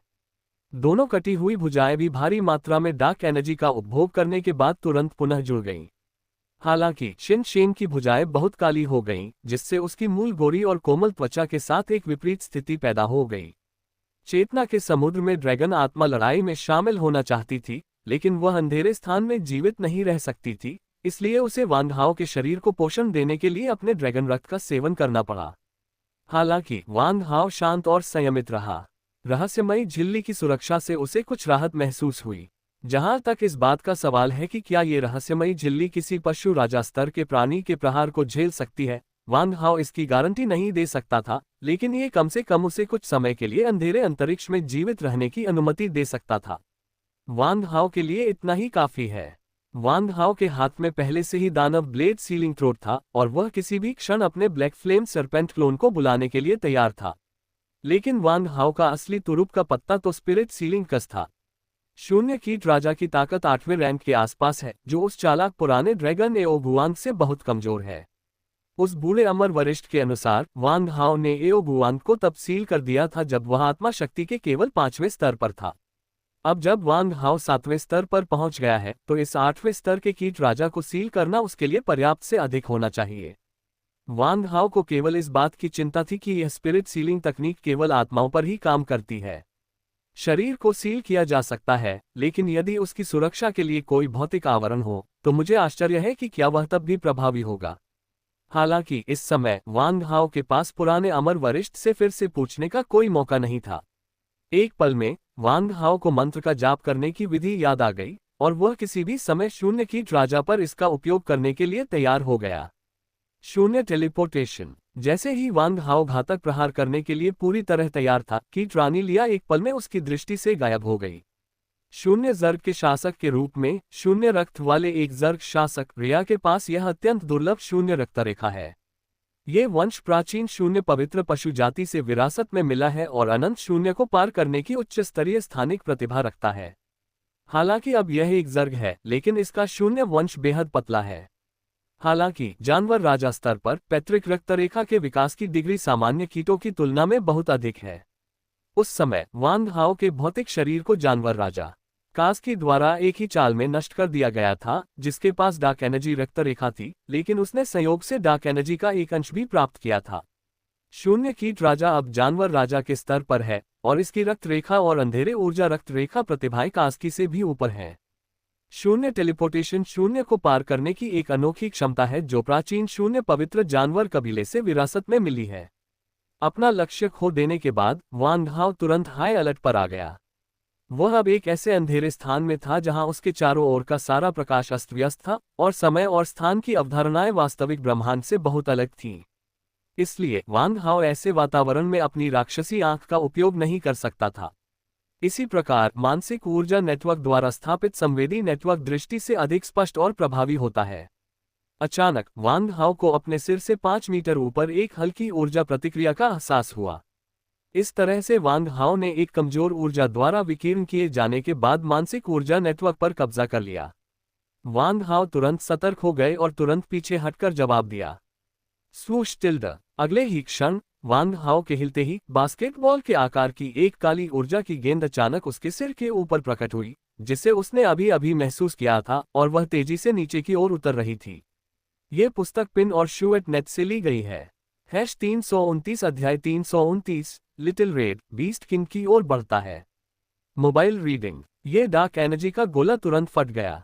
परिणामस्वरूप उत्पन्न हुई तीव्र ऊर्जा ने तुरंत वांग हाओ को प्रभावित किया, जो 5 कदम दूर था। वांग हाओ को ऐसा लगा जैसे कोई पहाड़ उस पर टूट पड़ा हो, और फिर उसका शरीर उल्कापिंड की तरह तेजी से पीछे की ओर उड़ गया। डार्क यूनिवर्स अंतरिक्ष में कम प्रतिरोध के कारण वांग हाओ को अंततः रुकने से पहले दर्जनों किलोमीटर तक पीछे की ओर फेंका गया।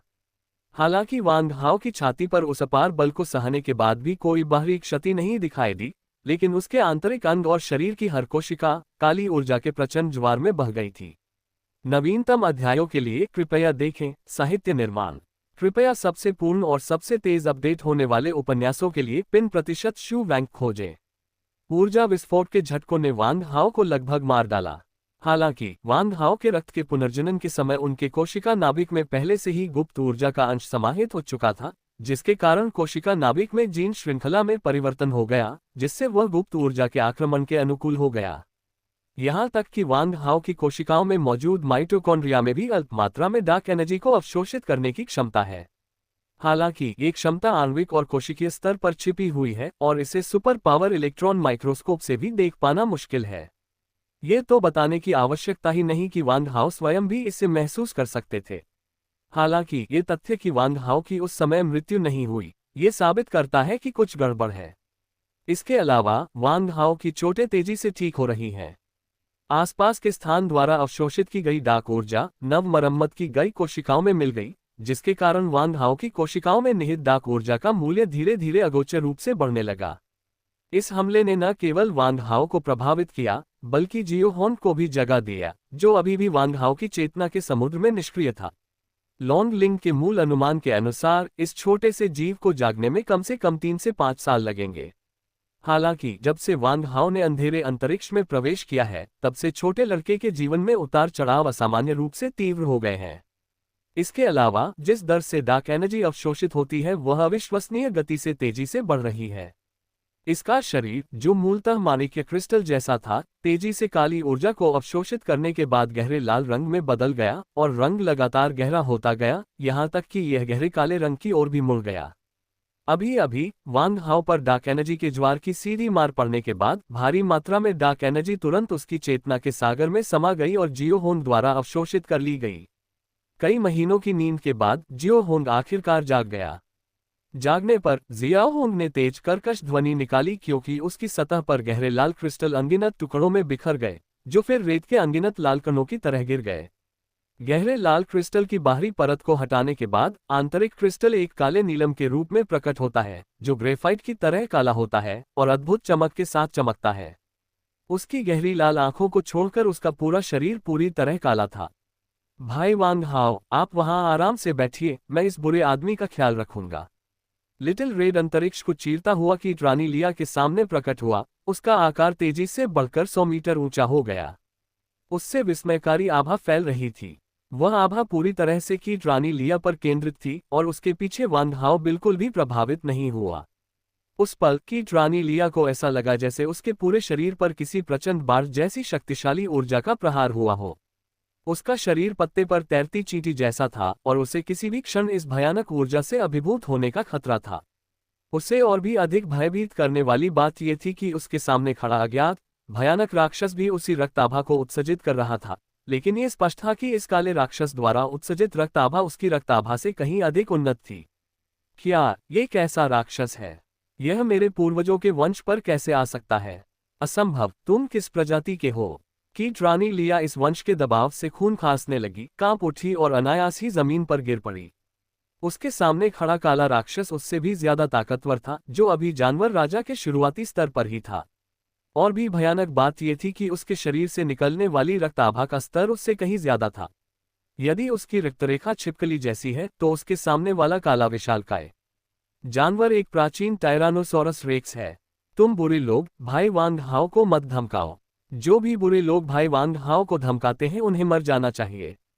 लिटिल रेड ने ओर्क्स की आम भाषा में एक बचकानी घोषणा की। ये घोषणा एक वज्रपात की तरह थी जिसने कीटों की रानी लिया के कान के पर्दे लगभग तोड़ दिए, जो जमीन पर गिर गई थी। वह जरा सा भी प्रतिरोध करने में असमर्थ थी। इस समय वांग हाओ ने अपनी आवाज जियाओ होन को प्रेषित की और कहा, उसे मत मारो। उसके बिना हम नहीं जानते कि शिनलून स्टार पर कैसे लौटना है। जियाओ होंग, उसे कैद कर लो और फिर मैं उसकी आत्मा को सील करने के लिए सोल सीलिंग स्पेल डालूंगा।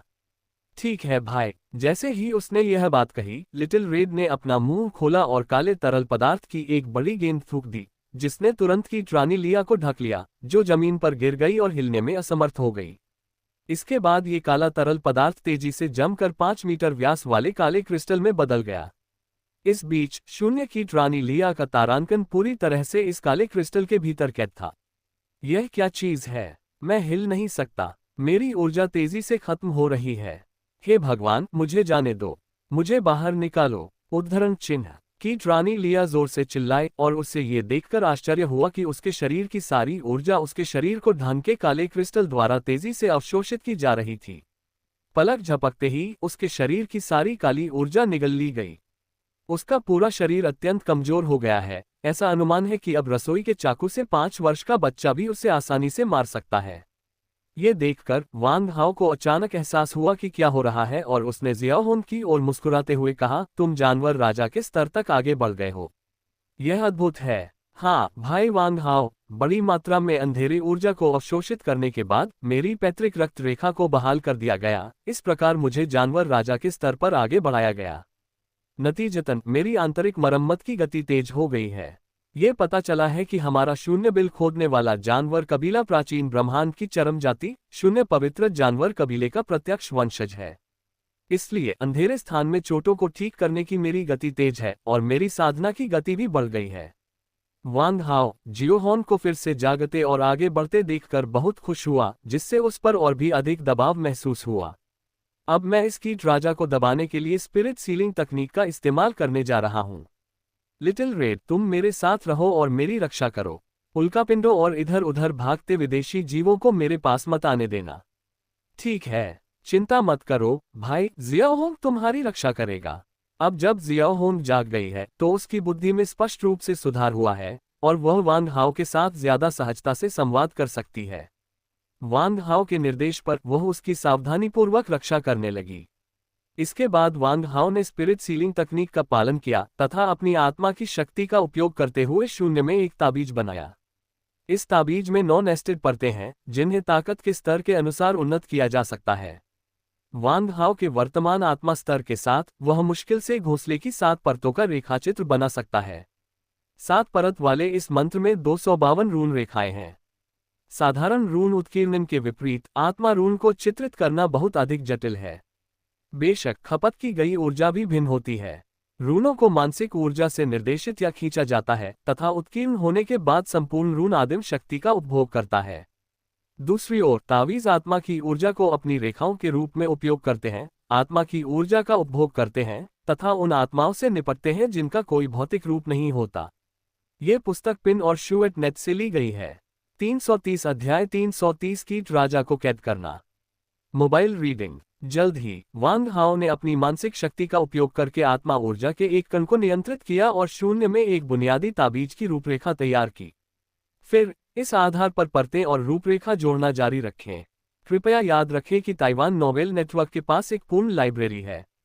आप सबसे तेज अध्याय अपडेट पढ़ने के लिए tuon.com में से कोई भी वेबसाइट चुन सकते हैं। जल्द ही 252 आत्मा ऊर्जा लाइनों के साथ एक आत्मा सील मंत्र पूरा हो गया। तुरंत वांग हाओ ने अपने आत्मा क्लोन को बुलाया और उसमें बड़ी मात्रा में आत्मा ऊर्जा डाल दी। जब तक वांग हाओ ने अपनी आत्मा ऊर्जा का 80% उपभोग नहीं कर लिया था, तब तक आत्मा सीलिंग मंत्र पूरी तरह से अवशोषित नहीं हुआ था। तुरंत वांग हाओ ने मंत्र पढ़ा और आत्मा सीलिंग मंत्र डालने के लिए मंत्र का जाप करने के बाद कीट रानी लिया के माथे पर आत्मा सीलिंग मंत्र मारा, जिसे काले क्रिस्टल द्वारा सील कर दिया गया था। वांग हाओ ने अपनी मानसिक शक्ति का उपयोग करके कीट रानी लिया के माथे पर सीधे आत्मा सीलिंग मंत्र मारा। आत्मा ऊर्जा से निर्मित यह आत्मा सील मंत्र काले क्रिस्टल से होकर गुजरा, मानो वह खाली हो, और कीट रानी लिया के सिर के भीतर आत्मा स्थान में प्रवेश कर गया। इसके बाद ताबीज एक विशाल जाल में बदल गया, जिसने कीट रानी लिया की आत्मा को ढांक दिया, और फिर प्रकाश की एक लाल धारा में बदल गया जो वांग हाओ की चेतना के समुद्र में प्रवेश कर गई। तुरंत ही वांग हाओ की चेतना के समुद्र में काली लपटों से बना एक पिंजरा प्रकट हुआ, जिसने कीट रानी लिया की आत्मा को कैद कर लिया, जो कि आत्मा सीलिंग अभिशाप से बंधी हुई थी। इस काली लौ पिंजरे के अंदर क्या हो रहा है? धिक्कार है, मैं कहाँ हूँ? धिक्कार है मानव सरीसृप, तुमने मेरी आत्मा को कैद करने की हिम्मत कैसे की? कीट रानी लिया को चक्कर और अंधेरे की एक लहर सी महसूस हुई। उसकी चेतना अचानक गायब हो गई और फिर चक्कर आने लगा। उसने खुद को एक अनजान जगह में कैद पाया। तुरंत ही उसने सख्त प्रतिरोध करना शुरू कर दिया। हालांकि जब भी आत्मा उन पिंजरों पर लगी काली लपटों को छूती है तो उसे ऐसा लगता है जैसे उसे यातना की आग में जलाया जा रहा है, जिससे असहनीय पीड़ा होती है। आह, धिक्कार है, ये कैसी आग है? मुझे लग रहा है जैसे मेरी आत्मा निली जा रही है। ये कैसे हो सकता है? धिक्कार है इंसानों पर, धिक्कार है। उद्धरण चिन्ह, ये बेकार है, अपनी ऊर्जा बचाओ। मुझे उम्मीद नहीं थी कि तुम जर्ग बनोगे। वांग हाओ के आत्मा स्थान में मौजूद black flame serpent clone black flame cage से पहले पहुंच गया। नवीनतम अध्यायों के लिए कृपया देखें। वीक सबसे संपूर्ण और सबसे तेज अपडेट होने वाले उपन्यासों को पढ़ने के लिए कृपया पिन@shu1 खोजें। तभी हमने देखा कि कीट रानी लिया की आत्मा वास्तव में एक शून्य लुटेरा थी। तुम भी कुछ अलग नहीं हो। तुम स्पष्ट रूप से सांप जैसे प्राणी हो, लेकिन तुम इंसान होने का दिखावा करते हो। लिया ने पिंजरे के बाहर काली लपटों में घिरे एक छोटे से सांप को घृणा भरी आंखों से देखा। उसे यह जानकर आश्चर्य हुआ कि यह पहली बार था जब उसने एक छोटे से सांप को रहस्यमयी काली लपटों में घिरा हुआ देखा था। वांग हाओ ने आगे कोई स्पष्टीकरण नहीं दिया, जिससे दूसरे पक्ष को अपनी इच्छानुसार गलतफहमी हो गई। अभी अभी जब कीट रानी लिया की आत्मा ने ब्लैक फ्लेम केज को छुआ तो वांग हाओ को लगा कि उसका ब्लैक फ्लेम सर्प क्लोन ब्लैक फ्लेम केज द्वारा अवशोषित आत्मा ऊर्जा को अवशोषित कर रहा है। यह ऊर्जा अत्यंत शुद्ध है। हालांकि इसकी मात्रा ज्यादा नहीं है, फिर भी इसमें अद्भुत शक्ति समाहित है। 8वें क्रम और 9वें क्रम की आत्माओं के बीच का अंतर केवल एक स्तर का प्रतीत हो सकता है, लेकिन उनके बीच का अंतर बहुत बड़ा है। उदाहरण के लिए बुद्धि और आत्मा के स्तर को लें, वे एक दूसरे से बिल्कुल अलग हैं। विशेष रूप से कुछ शक्तिशाली वंश जातियां अपनी निचली वंशावली के केवल कुछ हिस्से को ही 7वें क्रम पर जागृत कर पाती हैं, लेकिन एक बार जब वे 8वें क्रम पर पहुंच जाती हैं, तो वे कुछ अत्यंत भयानक वंशजात अलौकिक शक्तियों को प्राप्त कर सकती हैं। कुछ जातियों की विशेष वंश जातियां होती हैं और उन्हें 9वें क्रम पर पहुंचने के बाद अपने स्वरूप को आकार देने का अवसर मिल सकता है, जिसे परिवर्तन कहते हैं। कई पशुमानव जब रूपांतरण करते हैं तो मानव रूप धारण कर लेते हैं, लेकिन कई अन्य अपने प्राचीन पूर्वजों के समान रूप धारण करना पसंद करते हैं। कई कोशिशों के बाद कीट रानी लिया को एहसास हुआ कि उसकी आत्मिक ऊर्जा तेजी से खत्म हो रही है। उसने सबक सीखा और काली लौ के पिंजरे से टकराना बंद कर दिया, बल्कि आराम करने और स्वस्थ होने का फैसला किया।